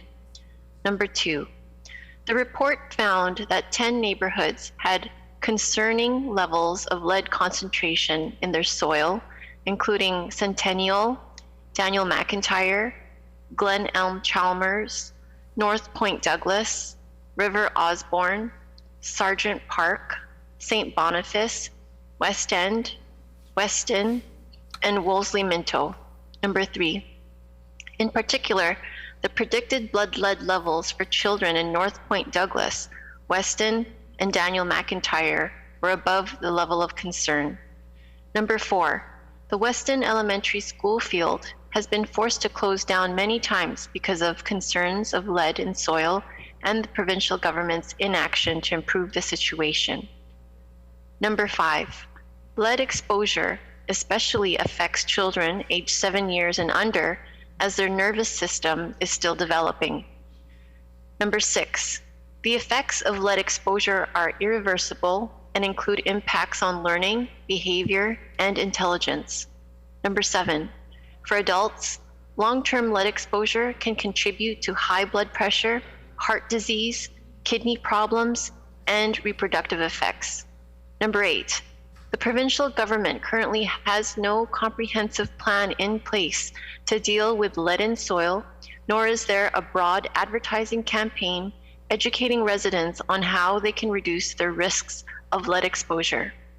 Number 9, instead, people in these areas continue to garden and work in the soil, and children continue to play in the dirt, often without any knowledge of the associated risks. We petition the Legislative Assembly of Manitoba as follows: to urge the provincial government to take action to reduce people's exposure to lead in Winnipeg and to implement the recommendations proposed by the provincial government's independent review, including the creation of an action plan for the Weston neighborhood, developing a lead awareness communications and outreach program, requisitioning a more in-depth study, and creating a tracking program for those tested for blood lead levels so that medical professionals can follow up with them. Signed by Elizabeth Dela Cruz, James Masowick, Sam Furmin, and many other Manitobans. Are there any further petitions? If not, grievances? Orders of the day, government business. The Honourable Member for River Heights. Request leave to introduce 2 report stage amendments to Bill 3. Is there leave of the House to allow the member for River Heights to bring forward 2 amendments to Bill 3? Leave has been granted. The Honourable Member for River Heights. Madam Speaker, I move, seconded by the MLA for Tyndall Park, that Bill 3 be amended. Order.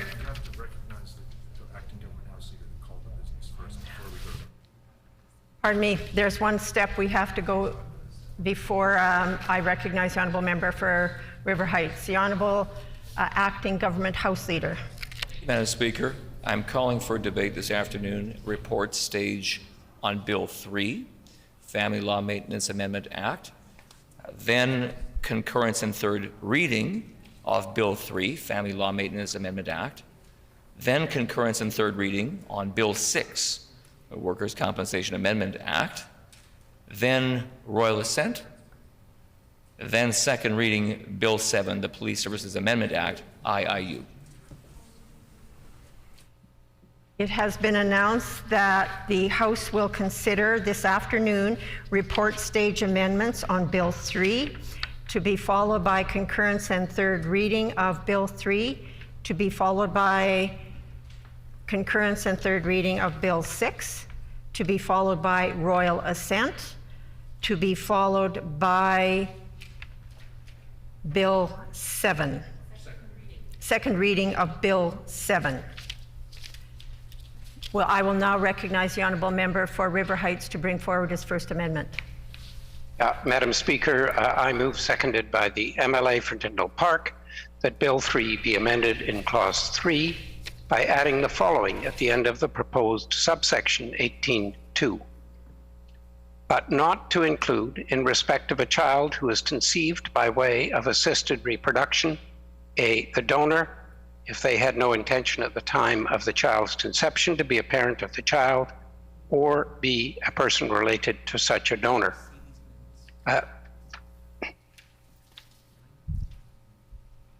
It has been moved by the Honourable Member for River Heights, seconded by the Honourable Member for Tyndall Park, that Bill 3 be amended in Clause 3 by adding the following at the end of the proposed subsection 18 bracket 2. Dispense. The amendment is in order. Debate is open. The Honourable Member for River Heights. Madam Speaker, during the committee stage, we heard repeatedly that there was a request for stronger and more comprehensive wording that a donor is not a parent. And specifically, Robin Kazina, who is a lawyer who's got experience in this area, recommended the specific wording that we are using. So I have brought forward this and hope that the House will accept this as an amendment to Bill 3. Are there any members wishing to speak on the amendment?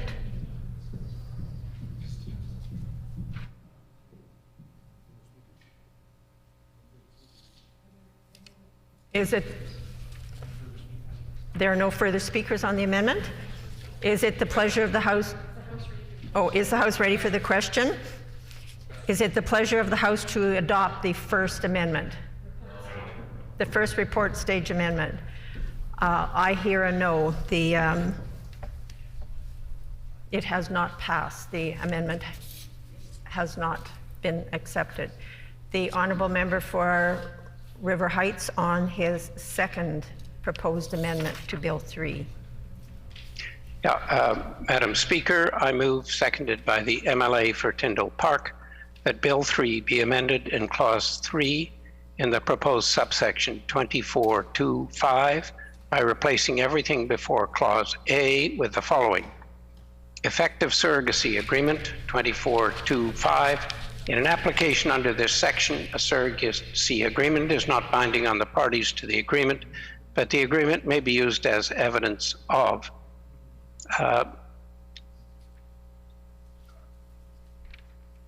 It has been moved by the Honourable Member for River Heights, seconded by the Honourable Member for Tyndall Park, that Bill 3 be amended in Clause 3 in the proposed subsection 24.2 bracket 5, dispense. The amendment is in order. The Honourable Member for River Heights.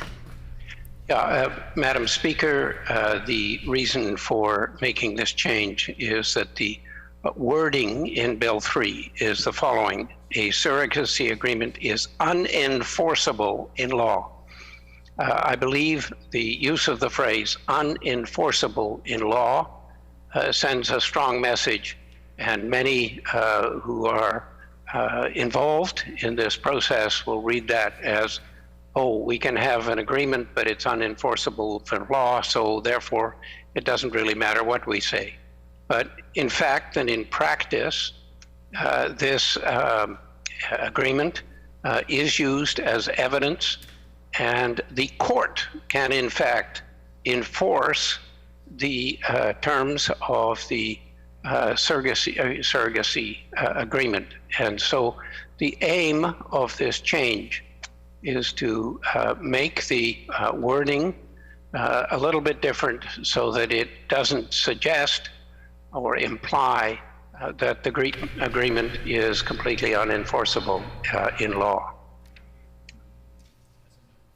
Is there any further debate on this amendment?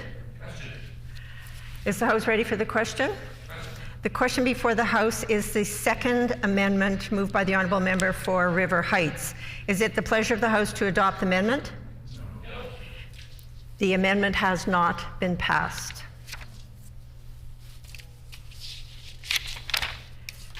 Moving then to the next item, concurrence and third reading of Bill number 3, the Family Maintenance Amendment Act.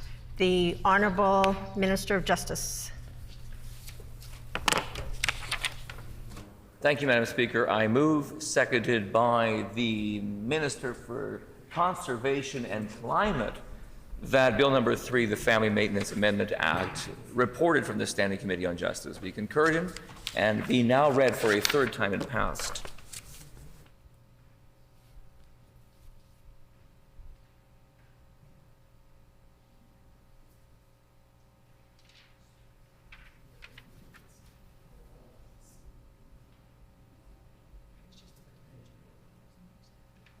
It has been moved by the Honourable Minister of Justice, seconded by the Honourable Minister of Conservation and Climate, that Bill number 3, the Family Maintenance Amendment Act, reported from the Standing Committee on Justice, be concurred in and be now read for a third time and passed. The Honourable Minister of Justice. Thank you, Madam Speaker. It's my pleasure to rise and put a few brief comments on the record in respect of the Family Maintenance Amendment Act. I want to begin by thanking all the presenters at committee who took the time to join us only 2 nights ago, spoke from their heart, spoke about personal experience, shared very honestly and openly, and were vulnerable. We thank them for appearing. We thank them for their what they communicated to us that evening. This bill is important in that it replaces Part 2 of the Family Maintenance Act, dealing with the parentage of children. We know this is responsive to a court determination that our laws had not kept up. That happens from time to time as medical and reproductive technology has evolved. We needed to make sure that our laws reflected those things. And that is why these amendments are there. These amendments, as I've said previously in other parts of debate, are intended to balance out the rights of children, of intended parents, and of surrogates. The provisions of this bill address parentage of children in all cases, whether children are conceived through assisted reproduction, with or without surrogacy. The provisions respecting surrogacy, we believe, provides a clear path as to what will happen upon a child's birth and who has parental rights and responsibilities. I was pleased to hear at the committee from people who said that the bill will make it easier for those who are going through surrogacy. People welcomed changes like removing the spouse's name of a surrogate, which really was confusing and inaccurate. People spoke to the fact that things would be now done in a more timely manner, and we appreciate these expressions of support for the bill. It's part of our government's overall plan to modernize family law in Manitoba. Mr. Deputy Speaker, just a few quick points. I wanted to indicate again and just reinforce that the bill is a balancing act. And so while there are some parties who may say, well, the bill doesn't go far enough, it is important to recognize that this is a balancing act.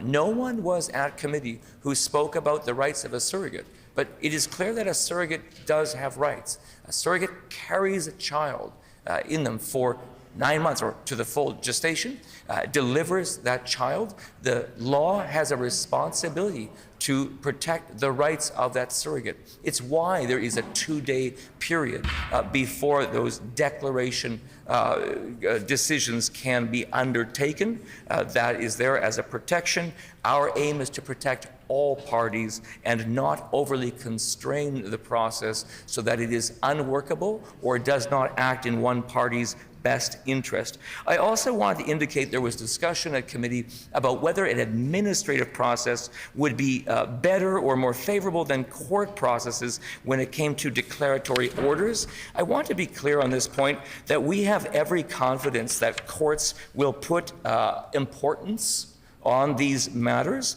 We heard people at committee state that they felt that the courts would be seized with doing this in an expedient way. Certainly, I made clear at committee that department officials will be providing the court and Vital Statistics Branch with support to implement procedures to ensure that intended parents are recognized as expeditiously as possible. We know there's been big changes at the Vital Statistics Agency. Minister of Finance shared that with the House just a little while ago. We thank the Minister of Finance and the Vital Statistics for their hard work in able to eliminate backlogs, speed up processes. These reasons should all give people confidence that this can happen in a prompt way. If it doesn't happen in a prompt way, then we will have work to do. But it should not be our starting position that somehow we can't believe these things can work on time. Just a few other comments. I wanted to indicate as well that there was a comment that the administrative process is better because it eliminates paperwork. That's not necessarily the case. As a matter of fact, in BC, which has an administrative process, it's been the case that more recently there's been paperwork and paperwork added to it. So it's not as if the judicial process is automatically inferior because somehow it involves paperwork. Both do. But one of the best reasons to believe that the process will be more expedient going forward is because of the clarifications and the specificity in some sections that this bill actually brings. Those things will help courts to decide these more easily. There will be less need for longer processes. The process is made more clear. Just a few other things. I wanted to speak to the member for River Heights who had brought two amendments this afternoon. Want to make clear to him that when he says when the legislation says the surrogacy agreement is not enforceable in law, I've made clear to him before and in the briefing, it's because as a contract, this is about a child and not property. There's a big difference there. So it's not as if there's been something overlooked. This language does align with other jurisdictions. There are important public policy reasons to say these agreements are unenforceable in this way. The member had one more amendment, and also in respect of that amendment, we believe that Section 20 of the Act makes this clear. We believe that the Act is clear in its intent, and there is not a reason to specify anything more in respect of the donor. The Section 20 makes clear that the donor is not a parent simply by virtue of the fact that they were the donor. So with those few comments, Mr. Deputy Speaker, I commend this bill for consideration at the third reading, and I look forward to its passage this afternoon.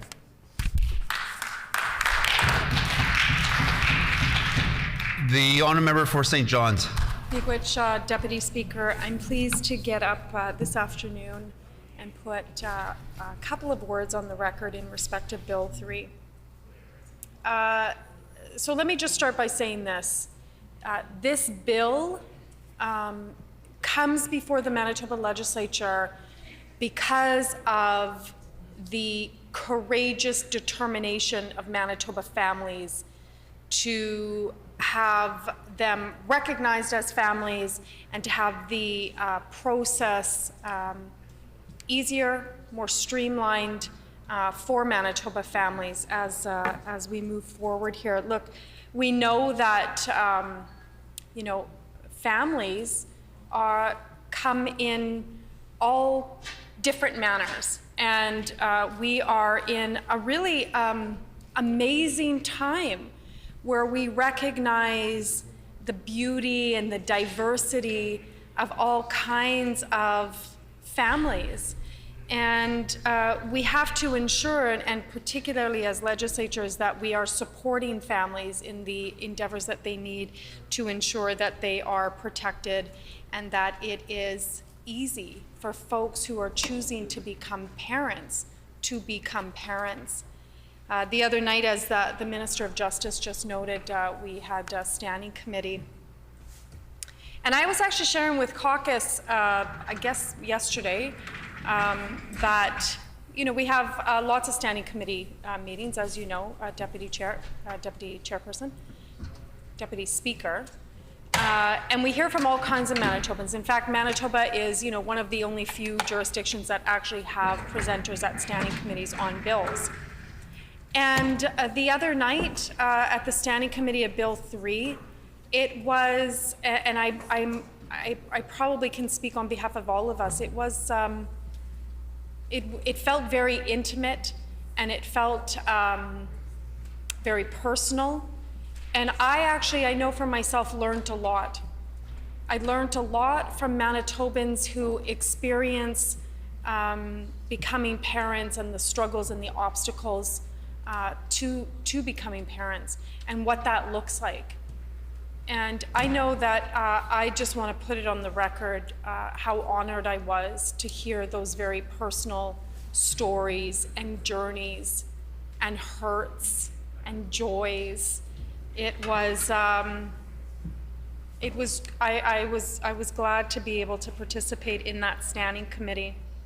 And like I said, I'm sure that I can speak on behalf of everybody that sat at that committee, that it was a really good night.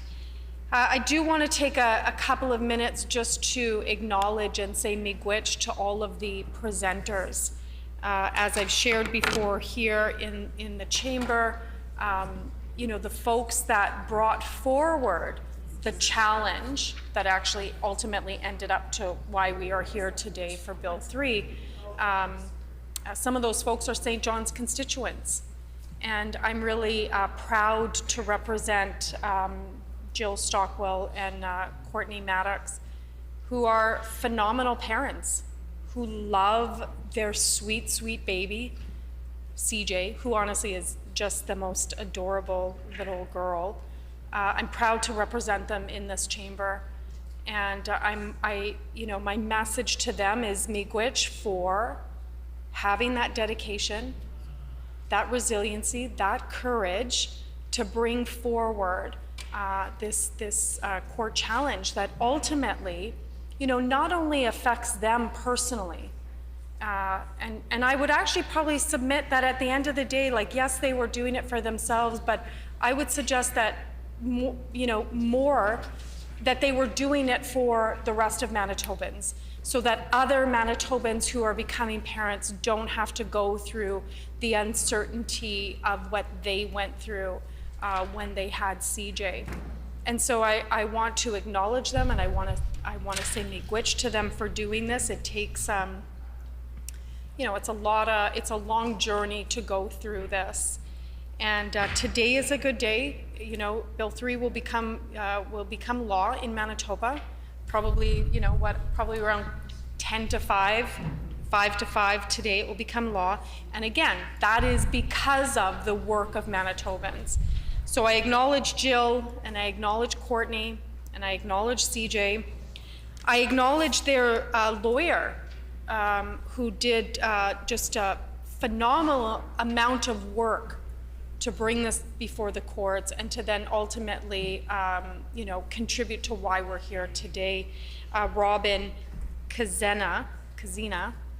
For some reason, I have a hard time pronouncing her last name, and I apologize for that. But she provided a brief that I actually want to, as soon as I finish just acknowledging some of the folks that were at committee, I want to just, again, just put into the record a couple of the expertise amendments that Robin had suggested. But I do want to acknowledge her for her work and her expertise.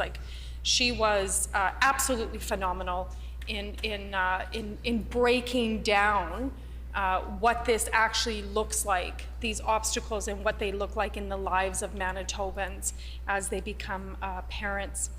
I also want to acknowledge Rihanna Hoken from the Manitoba Bar Association, Allison Fensky from the Public Interest Law Center, all of whom participated in sharing their expertise within the legal aspects of it. I want to acknowledge Lisa McConnell and Bradley Miller, who actually presented together in standing committee. And as I shared in the committee, I've actually never seen that, and I actually thought that they were just a lovely, lovely couple, and just, again, just so selfless and extraordinary in their love. To be able to share, to help a couple become parents. I think it is extraordinary to make that decision. It is such an act of selflessness. And so I really thought that they were lovely, and I want to, say miigwech to them for sharing what they shared, including the fact that the way that the legislation works now is that when a baby is born, it is the surrogate and the partner, the spouse, that are named on the birth certificate as the legal parents. And what that does, you know, emotionally and mentally and physically after you've just given birth and having to go through all of the logistics and, you know, of trying to ensure that you're not the parents and yet you are. And so they really did a good job of sharing what that looks like. And sorry, I apologize. And then Lisa Davies McDonald, who shared a very, very personal journey in respect of her own health and then how that contributed to struggles with fertility and what that looked like for her to become a mom to her 6-month-old baby, Robin. And again, like, you know, I think that we're just so, you know, this place can do and does so much. And, you know, sometimes this place, many times this place is, you know, so toxic. But then you have these moments where you're so blessed to hear Manitobans' stories. And you would think that the Minister for Justice would just pipe down a little bit while I'm talking about Lisa, but apparently he can't. As I... Order. You sit in committee and tell the people at committee. Order. Order. It's always about you. Order. The honourable member for St. John's. You know, I again, if the minister would like to get up and share whatever he needs to share. I know that the minister's in a little bit of a tizzy because I did point out at the beginning of the standing committee, he wasn't listening to one of the presenters. And I know that he's, you know, spouting on about how it's shameful or whatever, how he doesn't understand how toxic it is toxic in here. If he wants to continue on,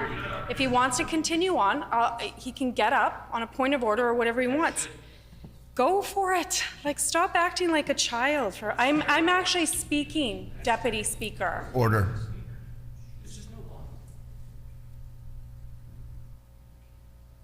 The honourable member for St. John's.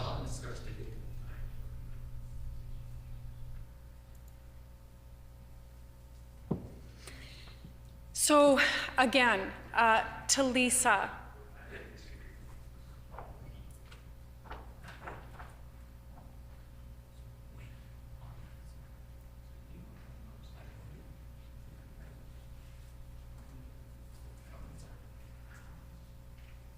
The honourable member for St. John's. Every time he opens his mouth, I'm going to stop. If he cannot be quiet while I am acknowledging Manitobans, and particularly Manitobans who shared such heartfelt, difficult journeys, and he cannot be quiet while I'm speaking. Him as a man cannot be quiet while I am speaking. Order. You know what? I have to honestly say that it goes both ways. When other people on both sides are speaking, there's a lot of interference, and it goes. I really believe it goes both ways. Yeah. Yeah. Well, the thing is, it's not just that, like a day like today. It's other days too. But order. Let's have some civility in here. Okay, we'll continue now with the debate. The honourable member for St. John's.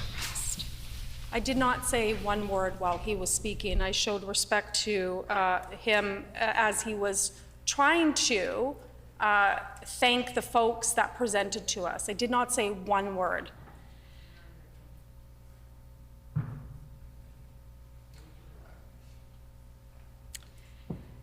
Oh boy. So again, to Lisa, miigwech for sharing what you shared.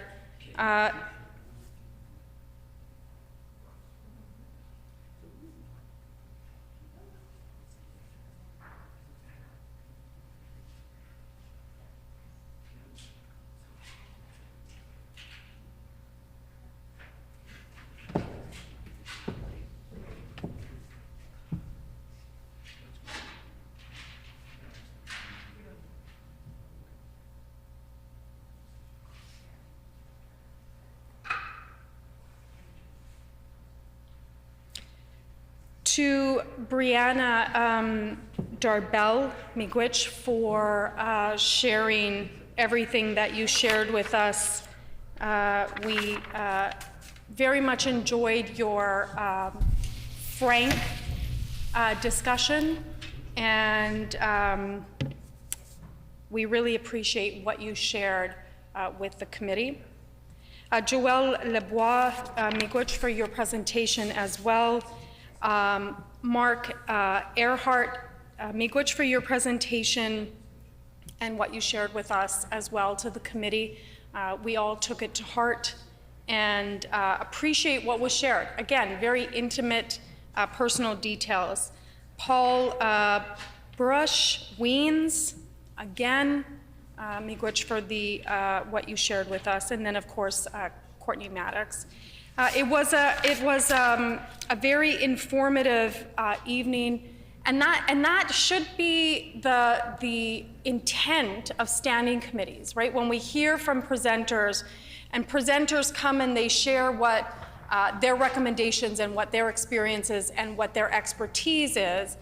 Really, standing committees are opportunities where when you see that legislation can actually be strengthened, it's an opportunity for the minister responsible for whatever particular bill to actually listen to who are the actual experts and to strengthen the legislation. And what we heard at the standing committee the other evening, Deputy Speaker, the Minister of Justice just told me not to lie. Are you not gonna, he's now calling me a liar on what I'm saying. Well, the thing is, it's not in the debate that he's actually speaking, but at the same time, we should actually respect each other's from even saying parliamentary language too, even when it comes to heckling too. It goes on both sides. Like my mother-in-law who comes from Jamaica always says, people in glass houses should not be throwing stones. The honourable member for St. John's.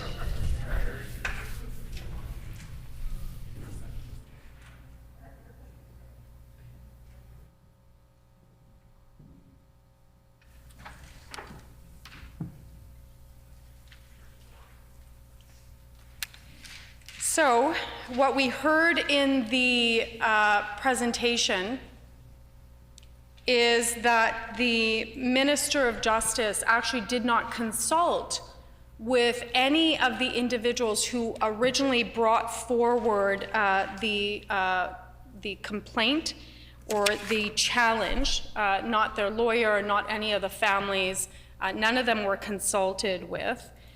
And there were still some concerns. So I think for the most part, everybody was happy that the bill was finally coming to committee and finally would receive royal assent, and but that they hadn't been consulted. And I think that it bears that some of the recommendations or some of the expertise and recommendations in respective amendments should be put on the record here today. And so I do want to share that some of a lot of the discussion that took place at the standing committee spoke about expedited processes in respect of getting the court order and certainly at vital statistics. And we know that vital statistics, because of the cuts from this Pallister-Stephenson government, is actually taking quite a long time to get birth certificates and other records that we need, because again, we know that they haven't filled any of the positions. And so there's concerns that the vital statistics process is taking longer, and the wanting to ensure that the court process in respect of getting a court order is expedited as well. We do have it on the record that the minister said that it will endeavor to be an expedited process for families so that there's not this gap in between of presumption of parentage and who are parents. So, I want to put on the record here and just read out a couple of the amendments that were proposed by Robin Kazenza. And she spoke about, again, that the court, she was hoping that there would be an amendment, but we didn't see one, and we didn't see any consideration of the Liberals' amendments, but that, I quote, the court must make the order sought under this section on an expedited basis. And so there's that piece that they brought forward, and I bring it forward again today because we want to ensure that at every level of this debate on Bill 3, that the minister understands and that he directs the department to ensure that there's the infrastructure to ensure that there's an expedited process. And again, when we talk about the vital statistics, she suggests, and I quote, on receipt of the statement under section 24 and 29 of the family maintenance, the director shall amend the registration birth accordingly, and for orders made pursuant to section 24.1 and 24.2, such amendment shall be done on an expedited basis. Again, those were amendments that their lawyer thought were important to have in Bill 3. We know that the minister did not take that that advice and that recommendation based on the expertise of Ms. Crescenza into Bill 3. Bill 3 remains as it did before the standing committee. So like I said, it was an opportunity for folks to strengthen the bill. Regardless, I think that, as I've said, I've heard from folks that they're happy that the bill is going forward. But there's always room to strengthen and ensure that bills are the best that they can be. The other thing that we heard from presenters were an administrative model versus a court-ordered model. And I know that the minister has put on record that he doesn't think that that's the best form because he's said a couple of times that BC has lots of paperwork.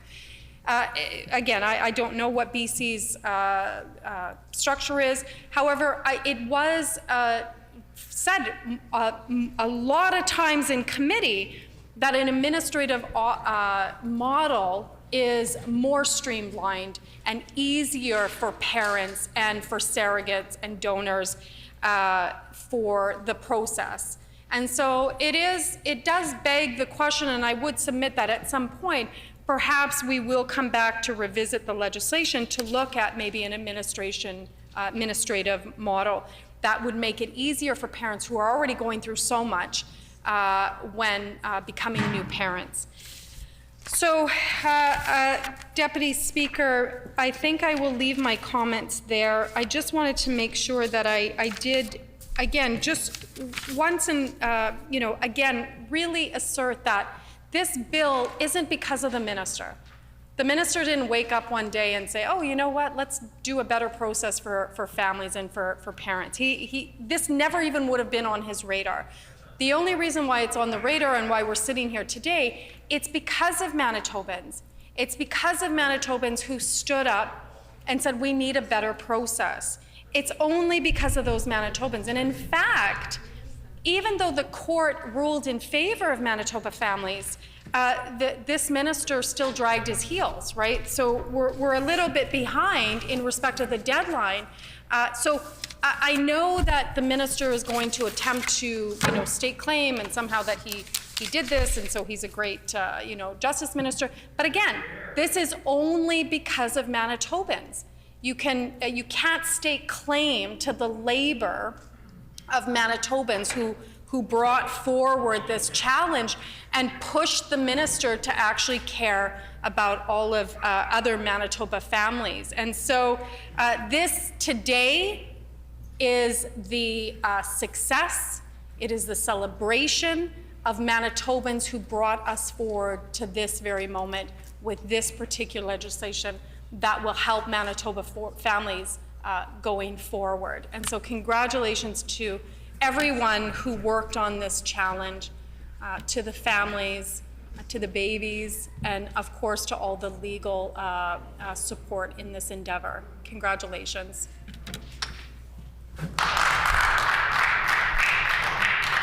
Any further speakers? The honourable member for River Heights. Yeah, Mr. Deputy Speaker, I have a few comments on Bill 3 at third reading. First of all, I want to thank the presenters who did an amazing job at the committee stage.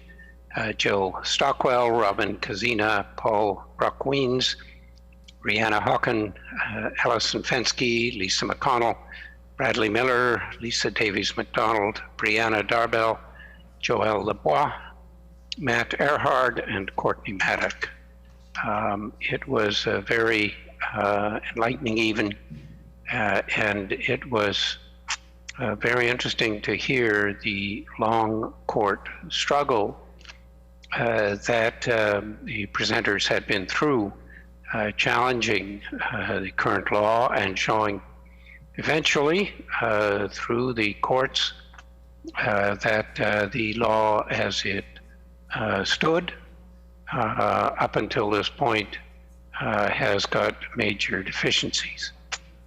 It is good that the government has brought this forward, and clearly what we heard from the presenters was that this bill is an improvement over the current situation. And the Manitoba Liberals will support Bill 3 and hope that it gets passed and becomes law later today. I thought it was particularly meaningful when we heard from one presenter how they had sought a surrogate mother to help them have a child. And they, by chance, went to Ontario, and they told us their story with a surrogate mother from Ontario was a much smoother story and a much better story in terms of the process that was followed for them and their family and for the surrogate mother than it would have been in Manitoba. And it was very telling and meaningful explanation of why changing the law was so critical. Now, at the same time, as we heard very clearly that this law is an improvement, we also heard at the committee stage that the law, as it's been brought forward by the current Minister of Justice, doesn't go far enough.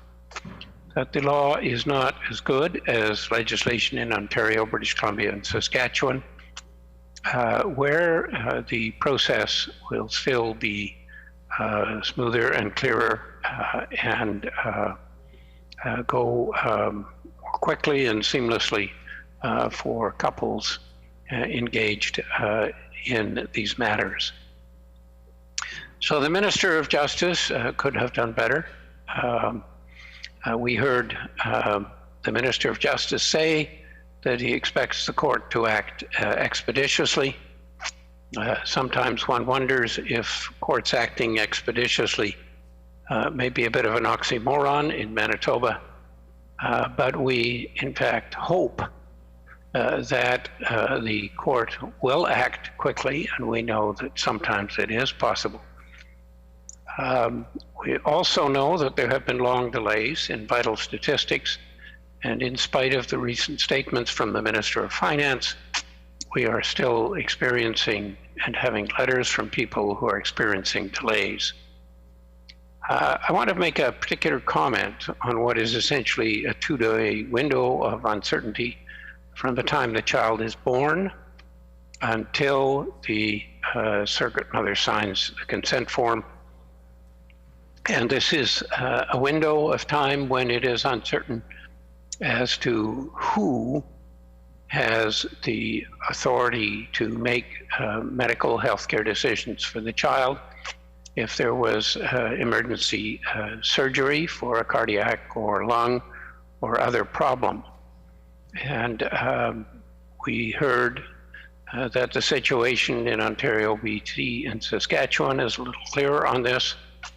I didn't investigate this personally, but I think that it is important that this clarity be there and that it be clear that it is the intended parents who should have the responsibility for making such decisions when surgery is needed at a critical point in time like this. And so we are concerned about this 2-day window, and we look forward and hope that the matter will not cause problems, but if it does, then we may be back in the future to make further changes to this legislation. With those comments, I will complete my remarks, say thank you, merci, miigwech, and let us proceed on to the next step with this legislation. Thank you. The honourable member for Union Station. Mr. Acting Speaker, so I had the absolute pleasure and honor of being able to be at committee this week in regards to Bill 3. I have to say it was a truly humbling experience to be able to hear directly from folks who have been impacted in some way, shape, or form by this legislation not being as progressive, as modernized as it needs to be. We were able to hear from folks who are in same-sex partnerships who have kids and access surrogacy. We heard from folks who've been navigating infertility issues, and each and every person who presented, including I think a couple of folks who have actually been surrogates for others. Each and every story and experience that was shared was incredibly powerful and really insightful. I learned a lot. I learned a lot from being present that evening. And so I want to thank all of those folks who took the time out of their very busy evenings. There's a couple of folks who you could hear their little ones outside of the room making a lot of noise. And so really appreciate that they made the time and the effort to share their stories, to better educate us, and in the hopes that decisions would be made to improve this legislation and to recognize the importance and the urgency around this legislation being moved forward. So I wanted to highlight a couple of things that were raised during committee. One, that Manitoba lacks in this area where other jurisdictions have made it much easier for folks to ensure that the parentage over their children, of their children, is respected immediately after that child is born. I expressed to one parent that while he had a good experience and we were happy to hear that, it was disappointing that he had to go to Ontario for that experience. And that really, really resonated, his story. And it's so important for us here in Manitoba to recognize that when we have opportunities to become leaders in terms of how legislation can look for families and how it needs to look, we should do so. And that was what those folks were talking about. They were very generously sharing from a place of lived experience the ways in which Manitoba can be a leader in this country in terms of this particular piece of law. And for the sake of many families who are going to use surrogacy in order to grow their families, in order to have children, I think it's incumbent on us to do what we can to take this legislation as far as possible. We know that these areas of legislation are always evolving, and why not have Manitoba be a leader and not a follower in this area? I wanted to give a really a special shout out to one of the presenters, Lisa Davies McDonald. Lisa is an absolutely wonderful human being who I happen to know, and there was a lot about her personal story and her struggles that I heard for the first time at committee. I know she's been championing this issue from a place of a lot of pain and hurt for her, but it was something else to hear her share so honestly and from such a raw place where she's still healing that night at committee. And so I wanted to say thank you not only to all of the presenters, but especially to Lisa, who I know has bravely shared her story on her platforms so that people can learn to destigmatize the experiences that many women, that many people who want to have children, that many parents experience and feel they cannot express because of any stigma attached to those challenges, or because there's a lack of spaces where they're going to be held and cared for and expressing what they go through. And she is breaking down those barriers and creating space for this important dialogue, and in making sure that people who navigate what she's navigating aren't alone. and in making sure that we do better by parents and, so that they can have more positive experiences when they have their children. And, one of the areas that she raised that I, had no knowledge of prior to committee was around maternity leave. And I know that that's not an area that's for us really to get into here necessarily, but it certainly raised a level of awareness. And I look forward to providing support to Lisa and to other folks who are navigating those experiences well into the future, because this is an incredibly important issue. And the last point that I want to make is around the critical importance of recognizing that this legislation affects all family makeups. That when we talk about this legislation, it's important for us, and it's our responsibility to not erase different and all kinds of families that are impacted by this law. And I raised that previously to the Minister of Justice, because when he provided his remarks earlier this week in the chamber, he didn't actually mention queer parents or 2S LGBTQ+ parents at all and families. And yet at committee, we saw a number of folks within that spectrum of identities present and speak on this issue. And so, when we talk about these pieces of legislation, it is our responsibility to make sure that we make visible all folks who are impacted. We can't erase the very folks who are at the core of driving the amendments and driving the progression of this law to the benefit of all Manitoba families. All Manitoba families benefit from the advocacy of the queer and 2S LGBTQ+ families that have been fighting so hard for several years to see these changes. And so I celebrate the fact that there is a diversity and a beauty and a dynamic aspect of who this law supports. And it is incredibly important for us to do our best to make Manitoba a leader in this area. So I'm going to conclude my remarks there and allow time for my esteemed colleague from St. Patel to also put some words on the record. Thank you.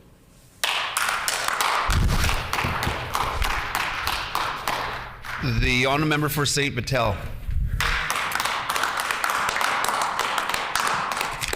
Thank you very much, Mr. Assistant Deputy Speaker. I am Deputy Speakers, pardon me. Apologies. Thank you very much, Mr. Deputy Speaker. There we go. No, I am really pleased to be speaking towards this bill, Bill 3.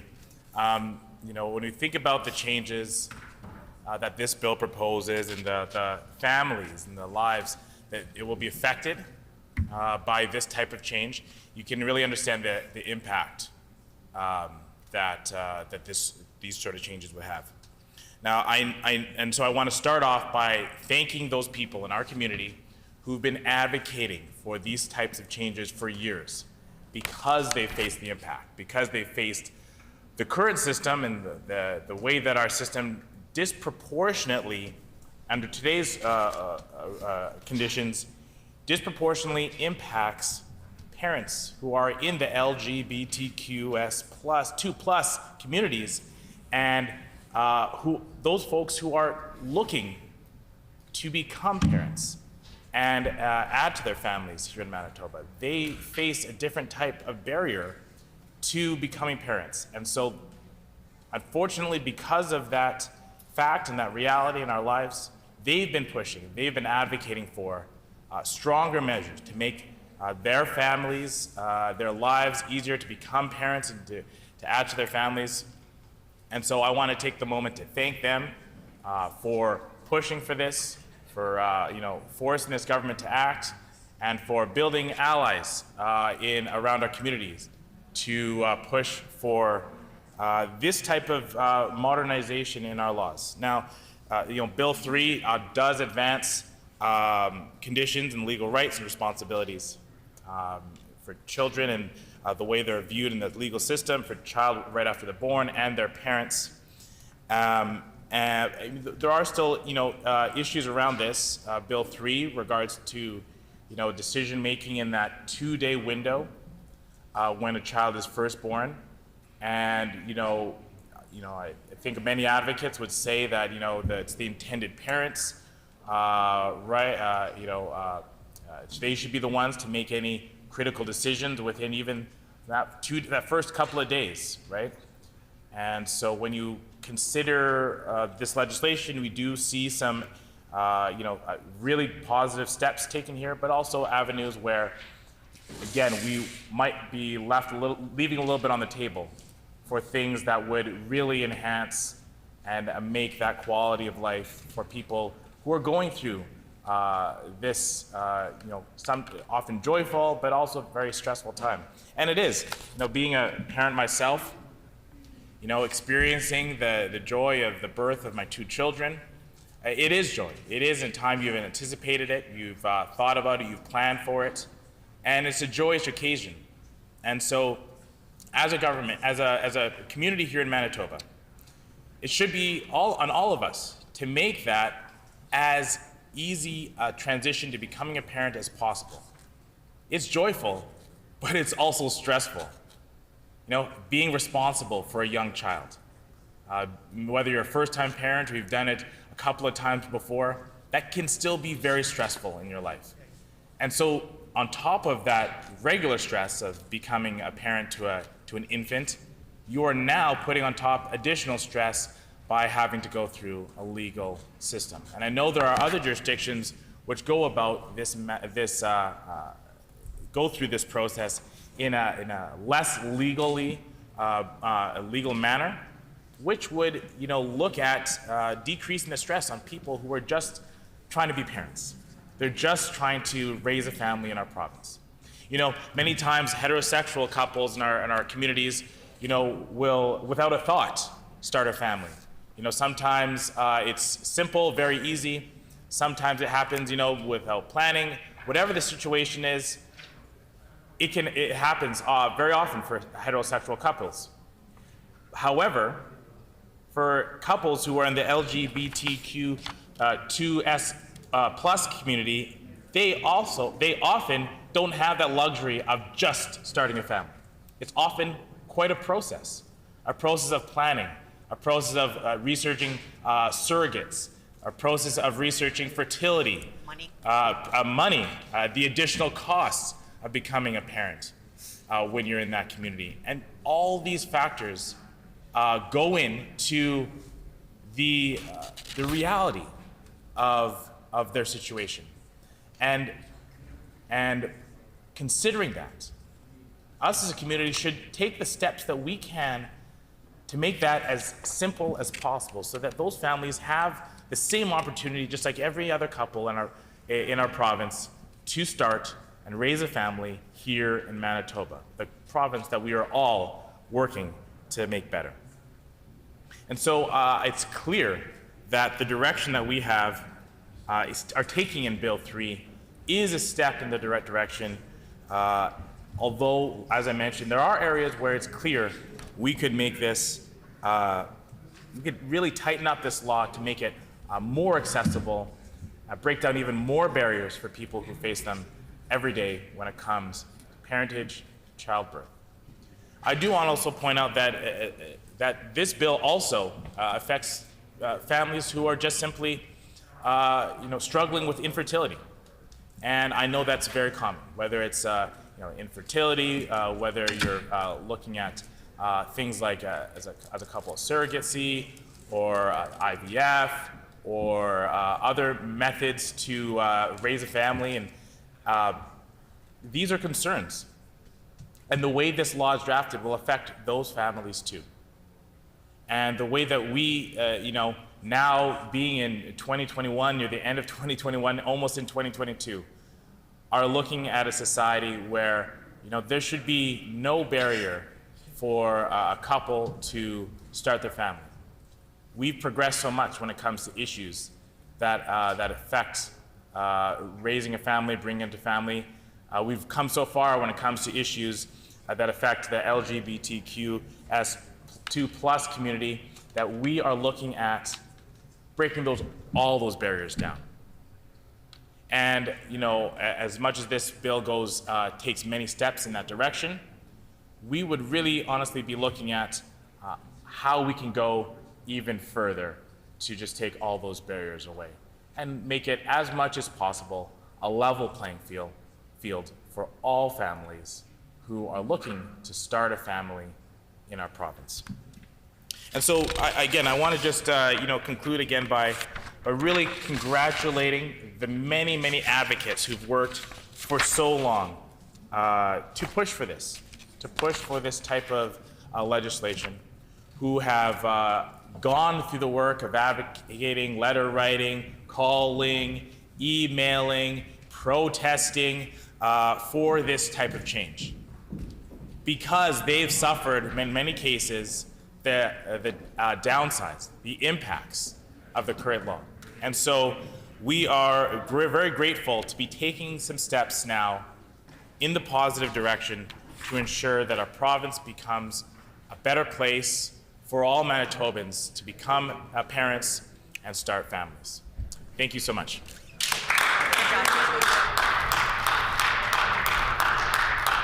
Any further speakers on the bill? Is the House ready for the question? The question before the House is concurrence of third reading on Bill number 3, the Family Maintenance Amendment Act. Is it the pleasure of the House to adopt the motion? Agreed? Agreed and so ordered. I declare the motion carried. The Honourable Government House Leader. I wonder if there's leave to present a motion to the House despite the fact that it wasn't listed in the orders by the Government House Leader. Is there leave to for the House to? Sorry, I didn't catch the last part. For a government motion to consider a government motion on that's not on the order paper. Is there leave? Agreed and so ordered. The Honourable Government House Leader.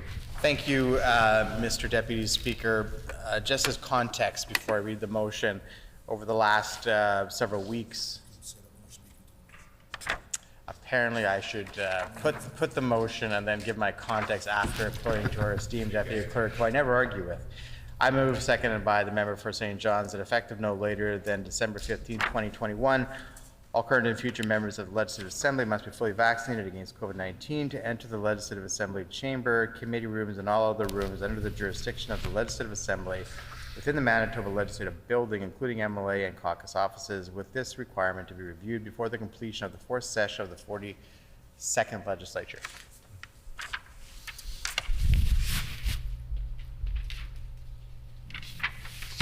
It has been moved by the Honourable Government House Leader, second by the Honourable Member for St. John's. Dispense.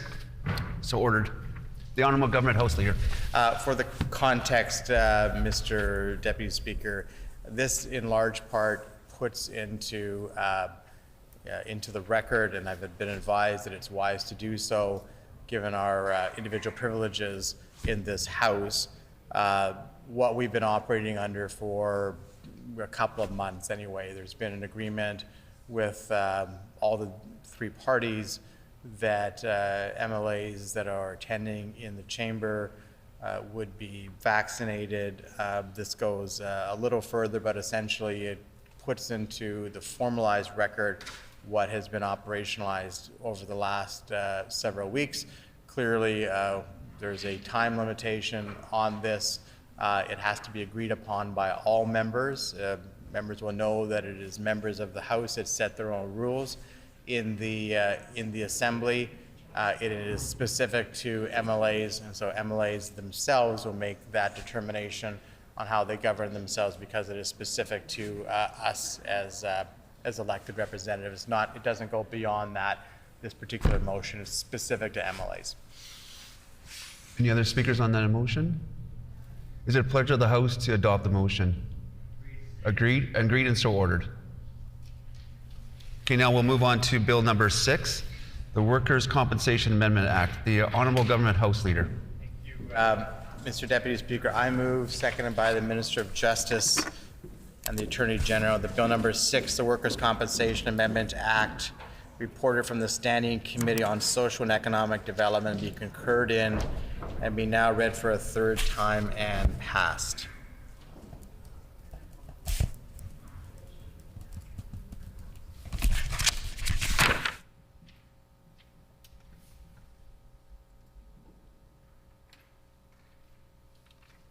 It has been moved by the Honourable Government House Leader, second by the Honourable Minister of Justice, that Bill number 6, the Workers' Compensation Amendment Act,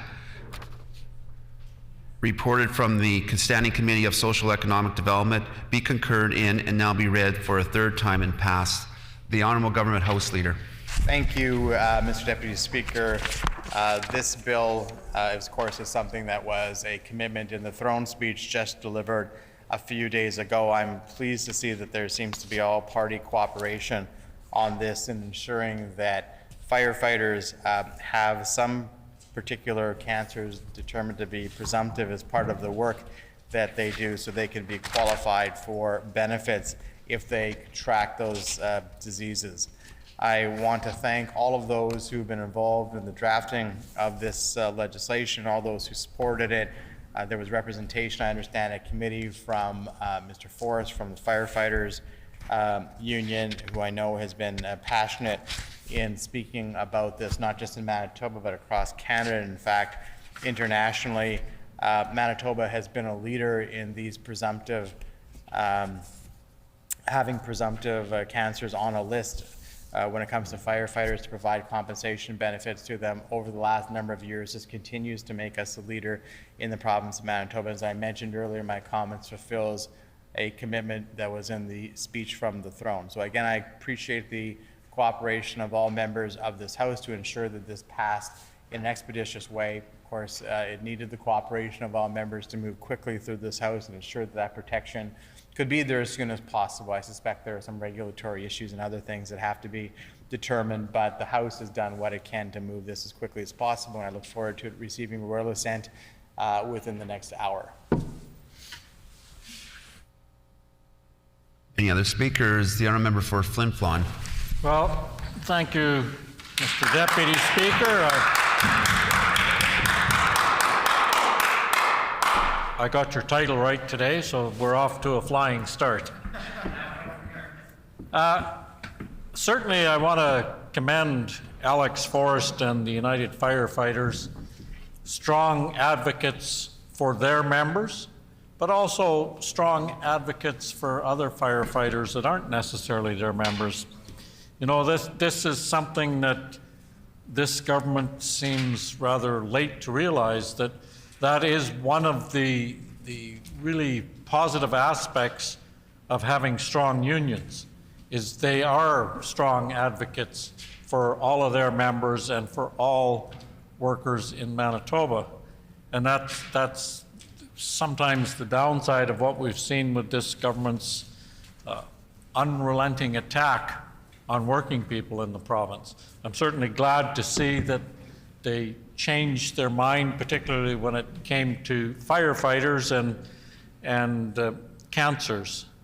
And certainly when we look at the number of firefighters throughout the province that have adverse outcomes from doing a job that helps keep the rest of us safe, then really it is something that all of us need to get behind to advocate and agree to this particular piece of legislation as being another step along the way. As science progresses and as medical knowledge progresses, I have no doubt that we will find that there's more hazardous materials that firefighters in particular are exposed to in their line of work that form or cause cancers, and we'll need to expand this list yet again. I mean, we were the government that introduced the first presumptive coverage for firefighters based on the science that was available at that point in time, and the science has progressed. And that's the good news about science, is it does that. It doesn't have all the answers right from the start. People a whole lot smarter than anybody in this chamber continue to study cause and effect, continue to do the research that we all need to understand is important research that comes up with answers, but those answers change as our knowledge changes, as their knowledge changes, as they find new tools to do studies. I mean, once upon a time, firefighters were dying of cancer, and there was no causal link to that which they were exposed to.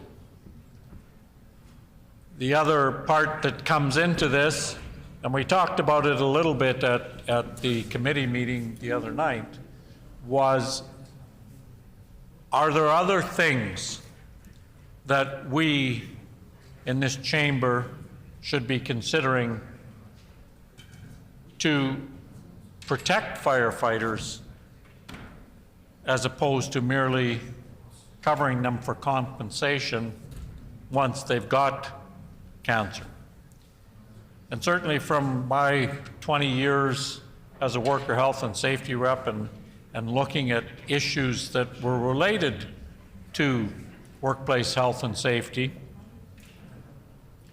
that knowledge was ever evolving, and this kind of protection for firefighters, we really need to look at the presumption of cause for other workplaces as well. I mean, a good place to start, I guess, would be, and I asked the minister about this the other night, is does this legislation cover industrial firefighters? And I'm not sure that we got a clear answer to that. And industrial firefighters are somewhat different than what we traditionally think of as firefighters, in that they are part of a workforce in a lot of cases that are already exposed to multiple hazardous chemical substances in their normal work environment. And then they're also increased coverage or exposure when they're there as firefighters. One of the other questions that was asked, and I got a pretty clear answer that they're not covered under this, was underground firefighters, people that we traditionally call mine rescue people. Some jurisdictions call them dragermen because of the type of equipment that they use to fight fires underground, which is an entirely different atmosphere again than what a structural firefighter encounters. You're always in a confined space with limited, if any, ventilation. You're exposed to a lot of the same chemicals, because a fire underground involves things like massive tires on equipment burning. It involves diesel fuel burning. It involves all kinds of different compounds that they use in the underground environment. So we need to start looking at expanding the definition for presumptive coverage for cancers to outside of what we think of as a traditional firefighter. And I certainly don't want to take anything away from what firefighters do.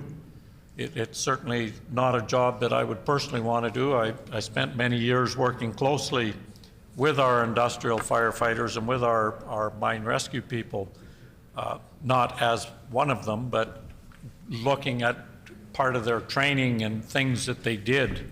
And it was certainly an interesting experience for me to help them be better at what they were doing. So now it falls on all of us in this chamber to help all those people that are exposed, all those firefighters, workers, to help them with the exposure to chemicals that they have. Now, one of the things this government did shortly after they came into power was they changed the automatic adoption of threshold limit values.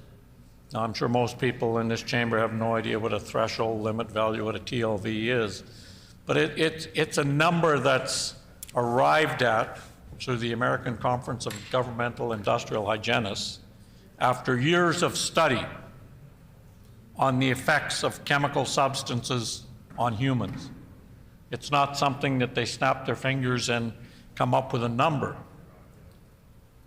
It's a community of scientists working in conjunction that set these threshold limit values. And the whole point of a threshold limit value should be to protect a worker, because anything above that value increases the risk of a worker getting very specific diseases, cancer being certainly one of them, but not the only one. And so we need to look at really when the government thinks that they shouldn't automatically adopt those scientifically derived at threshold limit values. Why is that? Well, I sat on the subcommittee of the Minister's Advisory Committee on Workplace Health and Safety, which no longer exists, to look at the mine safety regulation at the time, and that subcommittee no longer exists either, thanks to this government. But the argument always was, from the management side and sometimes from the government side, was, well, the cost of meeting those limits would be prohibitive. But as we've seen from the firefighters and the study that gets there, and everybody loves firefighters, but they don't understand other workers that are exposed to those things. What they decided was the cost was too expensive to meet the scientifically derived threshold limit values. Well, imagine, Madam Speaker, the cost to workers. The cost to workers that we don't know the number. How many are dying from exposure to these very same chemicals that firefighters are exposed to? One of the big concerns underground has always been diesel emissions as they switch from electric equipment that they used to use once upon a time and went to more diesel mobile equipment. The benzenes and everything that's nasty in diesel exhaust is killing workers. Now, there's been a lot of studies to try and come up with cleaner diesel equipment, when in reality what they need to do is go back to using electric equipment. That it was smaller, but in today's technology that can be changed. But the point is, those workers were exposed to the emissions from diesel that caused them to have cancers and lung conditions. And so the presumption under the WCB needs to be expanded. And I was somewhat encouraged when we talked to the minister at the committee about the potential for having those conversations. Of course, I was encouraged with a previous act review that we did, when at the committee the minister seemed to indicate that there was a potential for other changes, but then that never happened. So it'll be on us, I guess, to make sure that we follow up with those changes, to make sure that not only are firefighters protected, but all workers in this province need to be protected. And certainly that is one of the strong points that I talked to earlier about what the unions bring to the table, because they spend a lot of their dues-paying dollars on studies as well, and on figuring out ways to keep workers safe. I mean, one of the huge killers of workers is asbestos exposure. And yet workers still have to fight to get compensation in a lot of cases. Well, because did they get their exposure at work? Or did they get their exposure at home? And certainly in the modern world, exposure to asbestos at home is reduced dramatically. But many workplaces, there's still that huge exposure level. And the other confounding part of that is, of course, whether it's asbestos or a lot of the other chemicals, the result of the exposure doesn't show up for 20 or 30 years. So then for the worker to try and establish where all they worked and where all they were exposed becomes a challenge, when in reality, they should be afforded the same consideration as a firefighter, that we know so many of those chemicals, we know so many things like silica dust and asbestos were exposures that workers suffered and succumbed to. So the same presumption of coverage can be applied to those workers as well. And I strongly encourage this government to look at expanding the definition of presumptive coverage beyond what we've seen here. And I strongly encourage unions throughout the province to start demanding again that the government looks at presumptive coverage for all workplaces where exposure to chemicals is known to cause certain very specific types of cancers in a lot of cases, Madam Speaker, that chances of you being exposed to something that caused that specific type of cancer anywhere else are very slim, such as mesothelioma, which is very specific type of disease caused by asbestos. Chances are you're not going to get that disease anywhere else, so the presumption of coverage should be expanded to include them as well. One of the things we talked about at the committee was, is there other things that a government can do looking at building codes, for example? Because prevention is certainly a whole lot better than merely paying a dead worker some money for their exposure, or a dead firefighter. So there are things that I would hope that whatever committees members of this government sit on when it comes to looking at things like building codes. And certainly one of the comments that Alex Forrest made in his presentation and in response to questions was United Firefighters sit on many of those committees that look at building codes that can do some of that prevention, that can offer some of that protection for not just firefighters, but for workers, for anyone that may be exposed to the hazards. So I want to make sure that we start doing some of that, more of that, constantly. Can it be things like automatic sprinkler systems that start extinguishing fires before the firefighters get there, and incorporating more of that into building codes? And certainly that would go a long way to not just protecting firefighters, but also protecting residents and workers in those workplaces. So we need to look at the prevalence in home construction of man-made products now, that when they burn, cause a lot more exposure to firefighters. Once upon a time, building materials were pretty simple. They were concrete, they were trees, they were wood.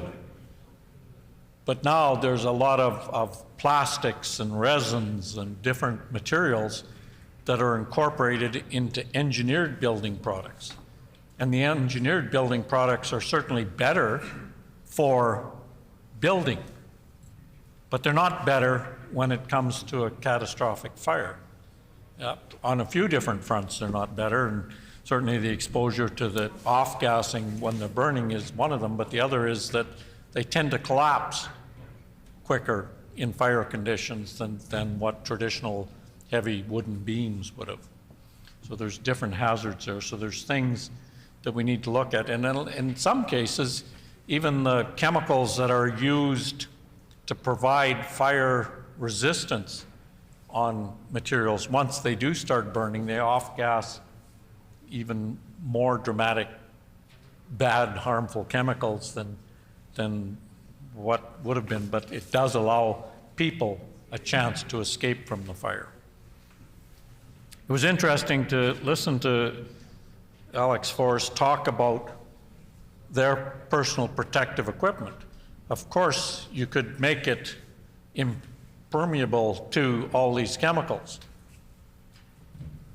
but then the suit doesn't breathe properly, so firefighters would very quickly succumb to the buildup of heat within the confines of their personal protective equipment. And I don't know how many members present have ever actively tried to fight fires or work while wearing some of that heavy protective equipment.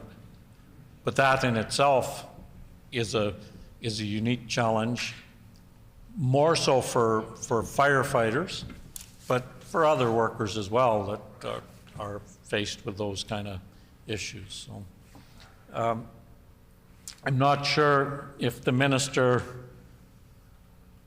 was serious in his comments that he made about sitting down and talking about some of these other potential ways to reduce the hazard.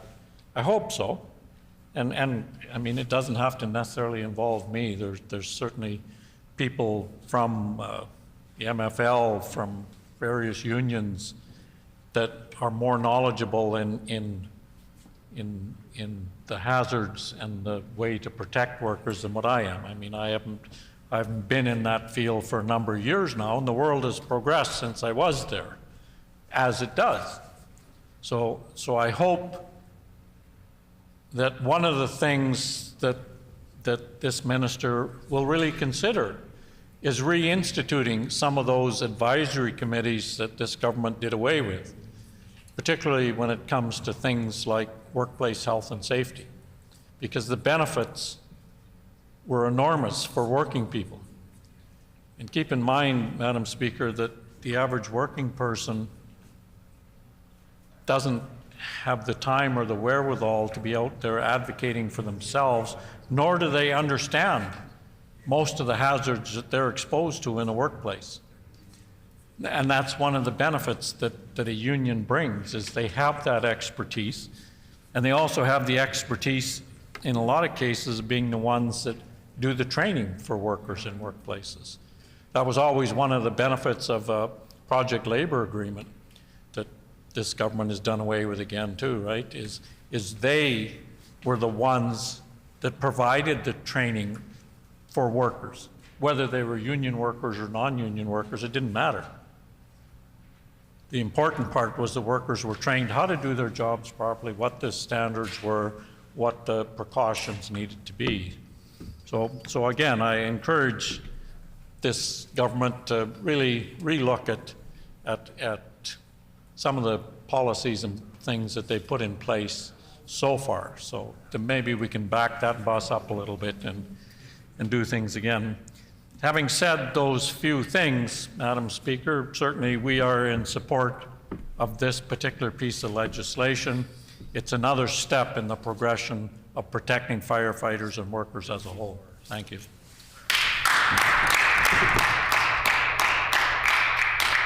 The honourable member for Notre Dame. Thank you, Madam Speaker. It is my pleasure to virtually stand up today to put words on the record in support of firefighters and their loved ones in Manitoba, in support of firefighters who have had to fight cancer and other illness and injury due to the hazards they've encountered in the course of their duty, saving fellow Manitobans from harm. Our NDP caucus proudly stands with firefighters and all members of the legislature today as we look forward to unanimously passing this important bill and seeing royal assent on this bill later this afternoon. Madam Speaker, Bill 6 is the Workers' Compensation Amendment Act. The Workers' Compensation Act lists specific illnesses and injuries presumed to be caused by firefighting, unless the contrary is proven. This bill expands the list to include primary site thyroid, pancreatic, ovarian, cervical, and penile cancers. To begin, Madam Speaker, I would like to extend my heartfelt gratitude for firefighters in Manitoba and for all they do to protect the rest of us. My own late paternal grandfather was a firefighter and fire chief. As a teenager during World War II in the Philippines, my grandfather fought as a soldier first and later fought fires on behalf of the Americans in decades of wars in the South Pacific, in Vietnam, in Guam, before permanently being stationed at the Clark Air Base. And also he was a volunteer firefighter for the Barrio. As my own father would say about his dad, it's a special person that runs towards an emergency when everyone else is running away from that emergency. My grandfather was that type of special person, and the Manitoba firefighters we are showing our support for today with the passage of this bill are indeed special people, and we are grateful to them. During high school, I interned with the Winnipeg Fire Department when it was housed in the public safety building across from City Hall. My job, first thing at 7 a.m., was to make coffee for the fire chiefs. I was an assistant to the office manager and helped with her daily work. I was also charged with counting supplies at fire halls across the city. I got to ride in fire pumpers and got to have hearty breakfasts at fire halls with the firefighters and got to see how they lived in the hall. I remember them all being a very warm, tight-knit, fun-loving group, from the administrators and fire chiefs to mechanics. It's quite concerning to hear of all the health concerns that this group faces in the line of duty, in addition to all the obvious personal safety issues that they face at work. These past 2 decades, we've had numerous concerning studies that show that cancer is a huge health risk for firefighters. One such study is Canadian Firefighter Fatality and Injury Trend Analysis of Association of Workers' Compensation Boards of Canada Fatality and Injury Claims 2006 to 2018.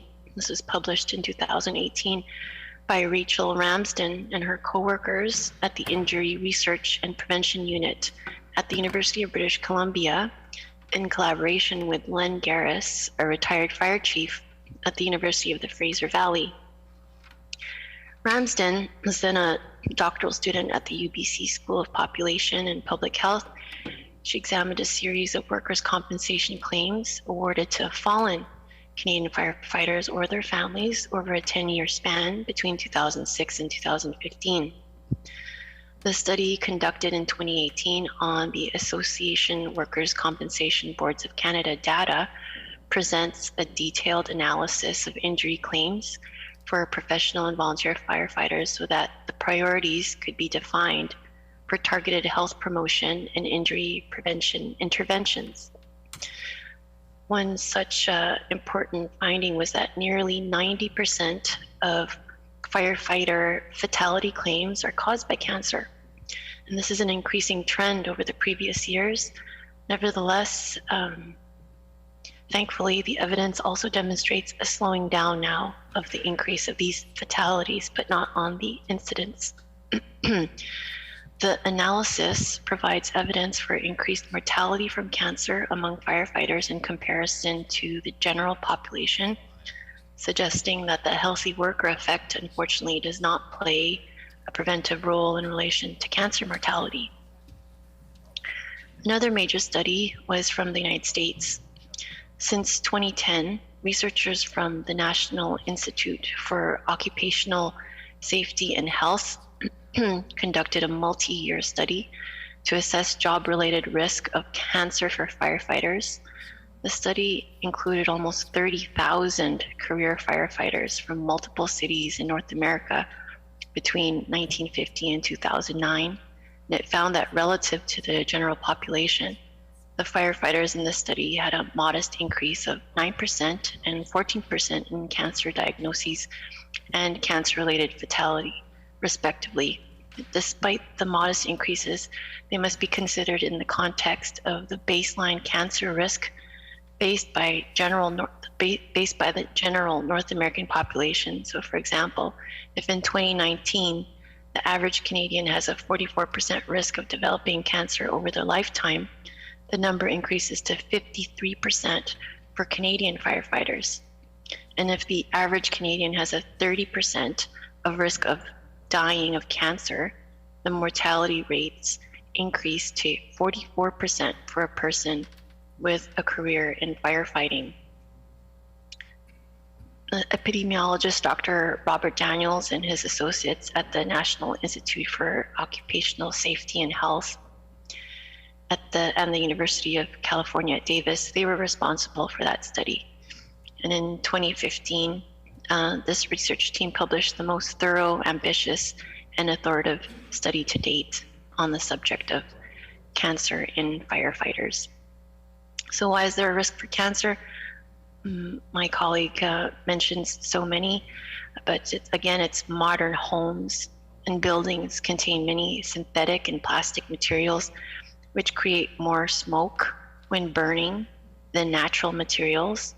And when materials burn, they release a number of carcinogens or cancer-causing agents, including polycyclic aromatic hydrocarbons or PAHs. That's a group of more than 100 chemicals. And we know that firefighters have up to 6 times greater exposures to carcinogens than the rest of the populations. Carcinogens such as PAHs, also benzene, diesel engine exhaust, ethyl benzene, solar radiation, formaldehyde, and polychlorinated biphenyls. An exposure to some PAHs can cause cancer. Firefighters may also encounter other known carcinogens such as asbestos and diesel exhaust, and these carcinogens can be inhaled or absorbed through the skin.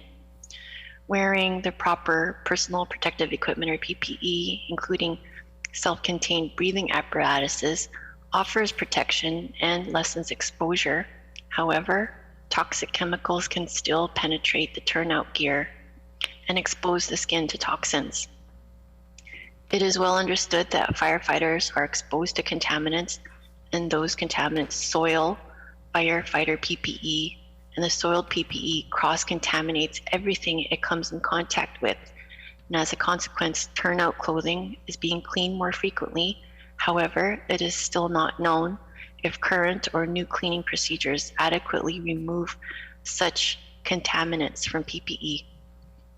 While 30 years ago, firefighters were most often diagnosed with asbestos-related cancers, today the cancers are more often leukemia, lymphoma, myeloma, officials say. Fire departments in Boston, New York, Chicago, Seattle, Los Angeles, San Francisco, Houston, Toronto, and Calgary all report elevated cancer rates, and the most aggressive of these were oral, digestive, respiratory, and urinary. Now fire departments nationwide are ordering their firefighters to take the danger from chemicals much more seriously. No longer is a firefighter's soot-covered face a badge of honor. Departments are buying air tanks that provide oxygen for 45 minutes rather than the standard 30 minutes. Fire chiefs and incident commanders are ordering firefighters to keep their masks on until they are out of the smoke and washed down by decontamination teams on the scene.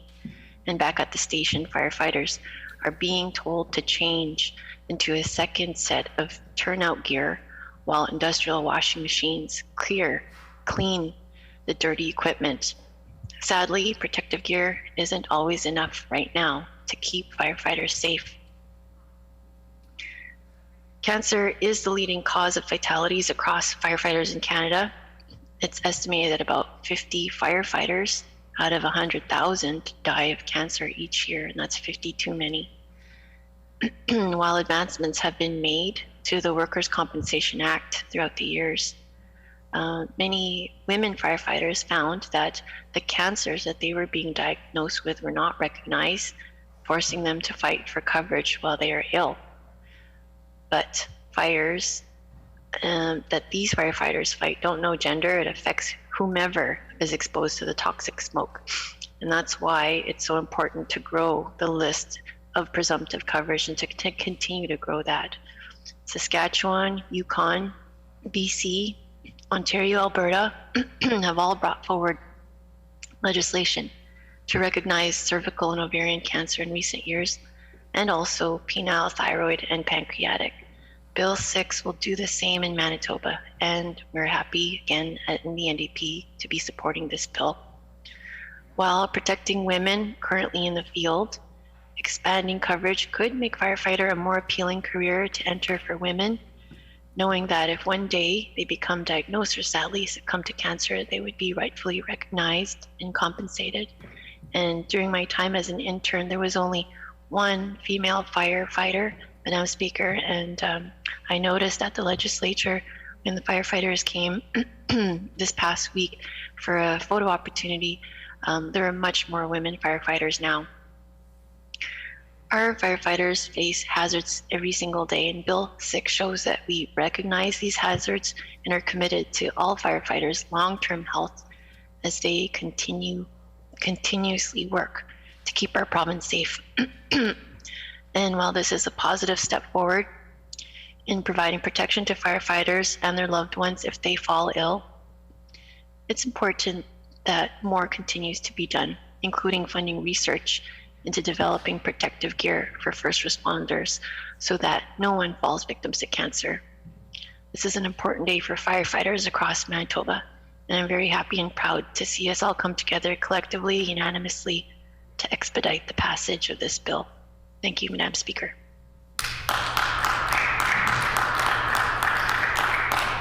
The honourable member for River Heights. Yeah, Madam Speaker, a few words on this legislation. First of all, Manitoba Liberals support Bill 6, which provides for 5 additional types of cancer: thyroid cancer, pancreatic cancer, ovarian cancer, cervical cancer, and penile cancer, to have presumptive nature that they are due to the occupation for firefighters. This is important legislation, and it will certainly support firefighters. I'm very pleased to see that it includes cancers, which are cancers of women and women's reproductive tract. So that's an important step forward, as there are more women who are becoming firefighters. They too should be covered, as are men, for cancers in men. This is a important and significant step in occupational diseases, to have an acknowledgement that where a condition is much more likely to occur in a particular occupation, condition being specific cancers, and the occupation in this case being firefighters, that there should be a presumption that the cancer is due to the occupation. And in the initial discussions that we had quite a number of years ago now, in the initial legislation in the early 2000s, to make the coverage presumptive for firefighters for the first series of cancers, that presumption was based on there being a relative risk of 2 or more for firefighters compared to the general population. I was disappointed that the Minister of Finance, in presenting this legislation, did not provide this data or confirm its presence in his presentation. But I believe that this work has been done, and certainly ready to support this, as are all our Manitoba Liberal caucus. In fairness, it is important that we look at other occupations as well. And my colleague from St. Boniface has referred to the fact that burnout may be much higher in certain healthcare occupations, particularly at the moment in Manitoba, and that that might be a condition which could be considered for presumptive coverage. I haven't personally looked into the statistics in this regard, but I do believe that it's important to recognize that we've got to treat people in different occupations fairly, and that where the relative risk of whether it be a cancer or other disease that will cause serious disability or injury, that should be recognized on a presumptive basis. Certainly, we have a lot more to do in this area in Manitoba, as do other jurisdictions, and it is something that we need to look at carefully. I am very pleased that I can speak today in support of firefighters, in support of firefighters having this presumptive coverage for these 5 additional types of cancer. I think this is a major step forward in acknowledging the presence of the risk of cancers among firefighters, and it is important that Manitoba, in fact, has led the world in providing this presumptive coverage initially, and it is good to see this presumptive coverage now being present in other provinces and increasingly in other jurisdictions around the world. I would like to say a particular thank you to Alex Forrest, who has been a champion of this initiative all the way through. I understand that he is stepping down as president of the Winnipeg firefighters, but still staying very involved in the firefighters movement in other positions, including internationally. I want to wish him well in his continuing efforts on behalf of firefighters internationally and provincially. It is important work that is being done, and we certainly, all of us, owe a big thank you to all firefighters and to the leadership that has happened. I think it is, as I said, and the MLA for St. Boniface said, it is really important that people are treated fairly and equally, and that we now need to reach out to other professions and make sure that there are not other professions where we should have presumptive coverage where we do not yet have it. So with those few words, I look forward to this becoming law in the very near future. Before we depart this evening, and thank all MLAs for the cooperative work that has come together to get this passed, as well as Bill 3 passed. Thank you. The Honourable Member for Concordia.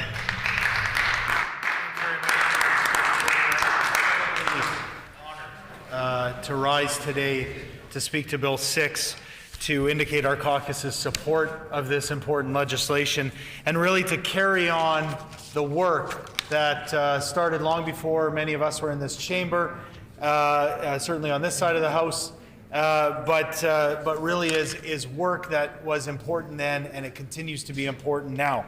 As many folks know, I had an opportunity before I was elected, in my elected life, to work alongside Gary Dewar when he was our premier. And I know this was legislation that was very important to him at that time. It was important work that he was invested in, and that he was able to move forward here in this province. You know, he's very proud of that, and the record of the NDP in government really shows the dedication that we had to this particular legislation.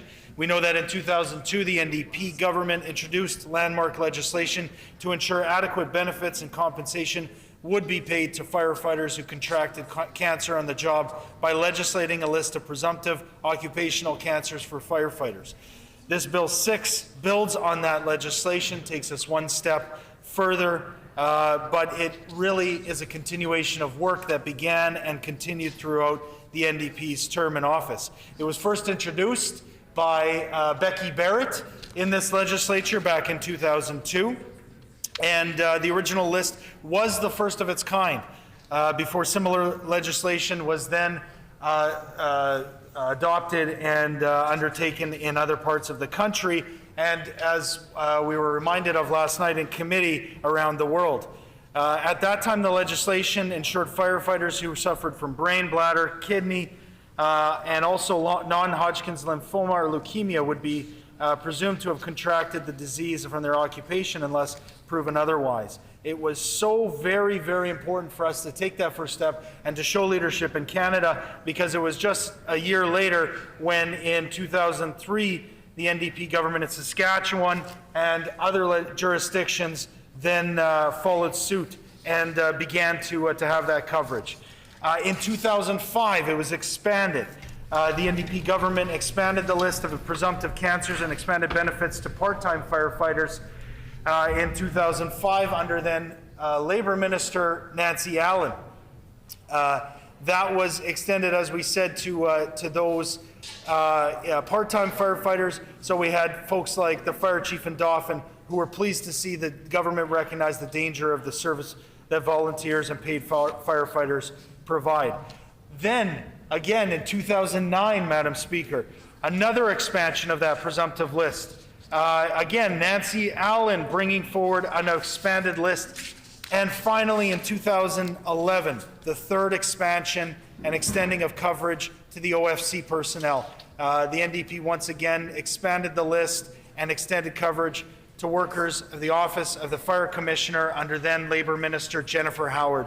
It's a proud history that we have in this party of standing with firefighters, and it's a proud history that I'm happy to be a part of here today. Finally, this government is moving forward on expanding this list and extending coverage, so I applaud them in that. I'm also proud because I'm happy to call many firefighters my close personal friends.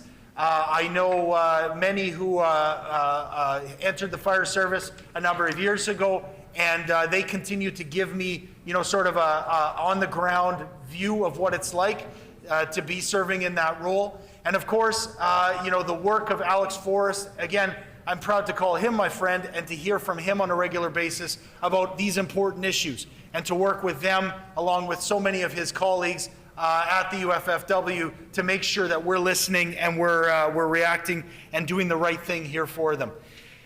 And finally, Madam Speaker, I'm also proud to be a part of this legislation passing here today because because cancer for firefighters has touched my own family. My uncle contracted cancer when he was a firefighter. He was a firefighter for many years in West Winnipeg and quite frankly all over the city. And he contracted cancer. He had heart issues. He suffered from the effects of this kind of occupational hazards that we're talking about here today. And his son-in-law continues the tradition and is a firefighter. And so I'm always pleased to hear when we can, as legislators, we can react and take action, real action, to get something done. So this legislation is good. It's the kind of legislation that we want to move forward with.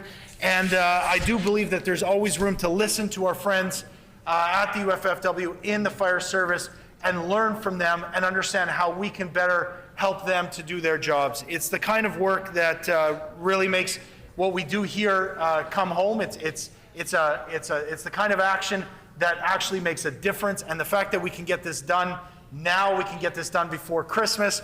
I'm hoping the minister will move forward quickly to bring this legislation into effect, and that's just so important because we know that the effects continue.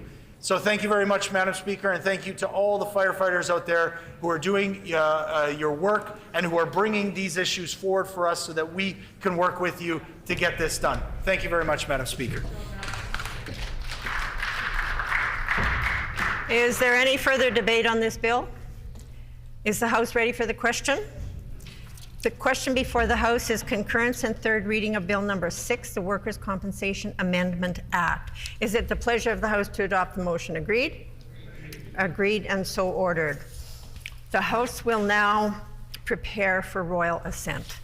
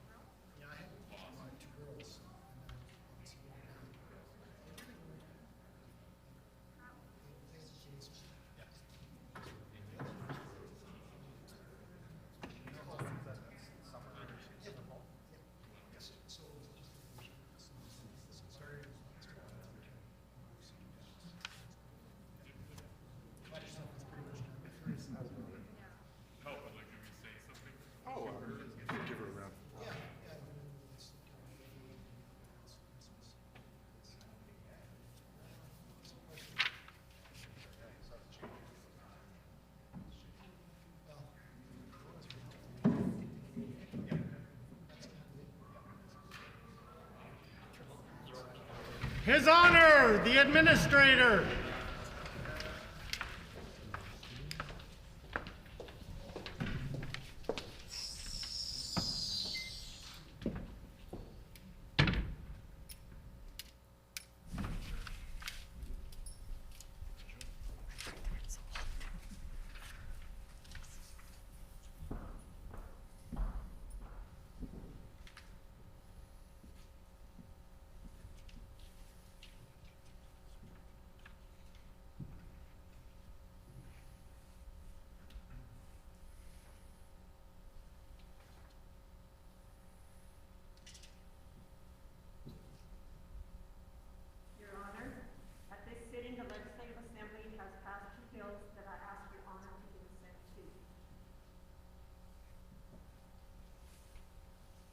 Number 3, the Family Maintenance Amendment Act, loi modifiant la loi sur l'obligation alimentaire. Number 6, the Workers' Compensation Amendment Act, loi modifiant la loi sur les accidents du travail.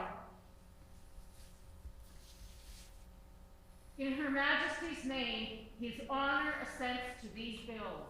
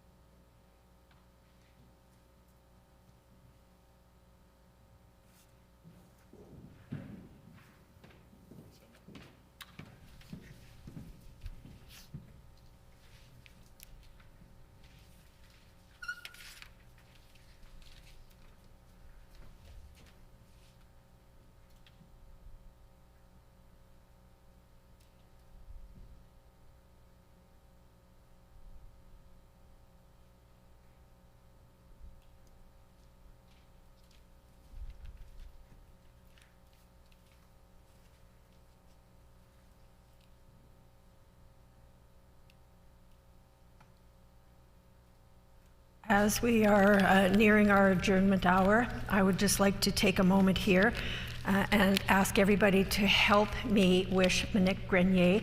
This is her last time in the chamber before she retires, and we all want to wish her the very best.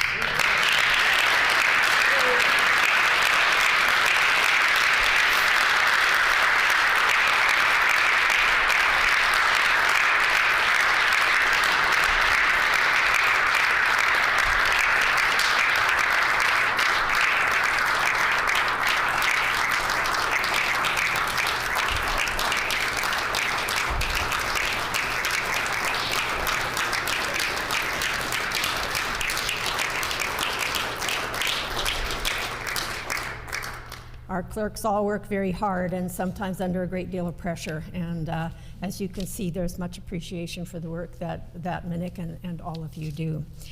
Just before we rise, I would once again remind members, if you have not already done so, to remove the contents of your desks before you leave the chamber.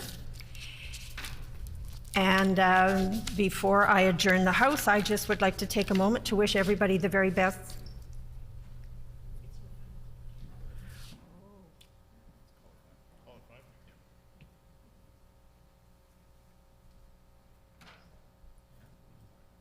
The Honourable Government House Leader. Proceeding to Madam Speaker. Please be seated.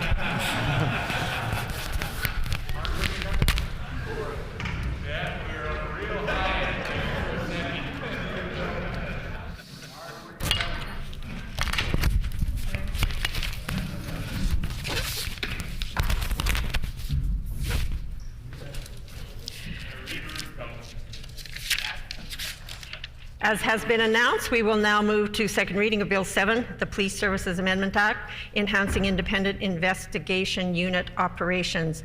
The Honourable Minister of Justice.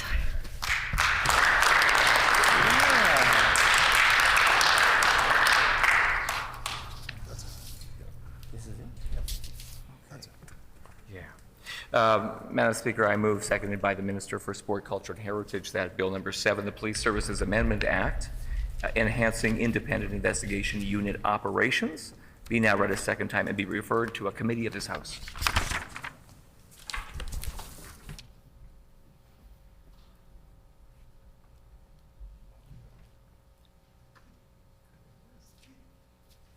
Has been moved by the Honourable Minister of Justice, seconded by the Honourable Minister of Sport, Culture and Heritage, that Bill number 7, the Police Services Amendment Act, enhancing independent investigation unit operations, be now read a second time and be referred to a committee of this House. Her Honour, the Lieutenant Governor, has been advised of the bill and the message is tabled. The Honourable Minister of Justice.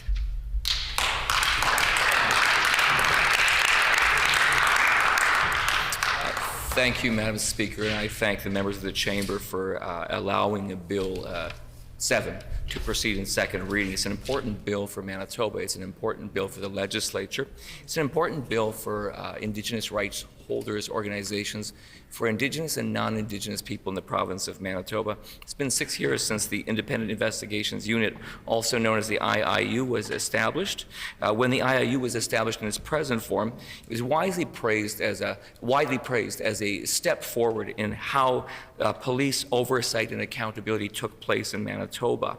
As a matter of fact, it was the member for St. John's who said, this is the model that we have and I support it. It shows that there was lots of support for the model. But I think that all members of the Chamber would say that over time, our institutions need to be looked at again. They need to be measured to see how well they are responding. Madam Speaker, I would want to put on the record that in January, I became aware that there were changes necessary to the IIU because the work was not reflecting well enough the constituents and the communities that it was there to serve. And so I'm pleased to be bringing forward changes that will allow modernization of the IIU, a strengthening of its mandate, but most importantly, I think one of the most important features, the establishment of a brand new Director of Indigenous and Community Relations that will be in the IIU, not reporting to the Director of the IIU, and be there to act in some capacities like liaising with communities, sharing information, keeping people apprised of development. We need that level of trust. Manitobans have a right to expect that level of trust from their institutions, and we believe that this will be injecting trust and accommodating people in that way. So I know there will be more debate when this House returns. I look forward to the debate on this bill. I look forward to all members undertaking to understand better how the IIU can be modernized, can be changed. There will be important changes here that bring a new level of accountability from police forces. The amount of time that it will take to report an incident will be shortened. The number of police agencies who can be investigated by the IIU will be strengthened, will be greatly expanded. There are many changes that we'll be able to describe when the House sits next, but I would want to say that over the last couple of months, it has been my pleasure, it has been my honor to do this work with Indigenous rights holders organizations, with the Grand Chiefs of Manitoba, AMC, MKO, Southern Chiefs Organization.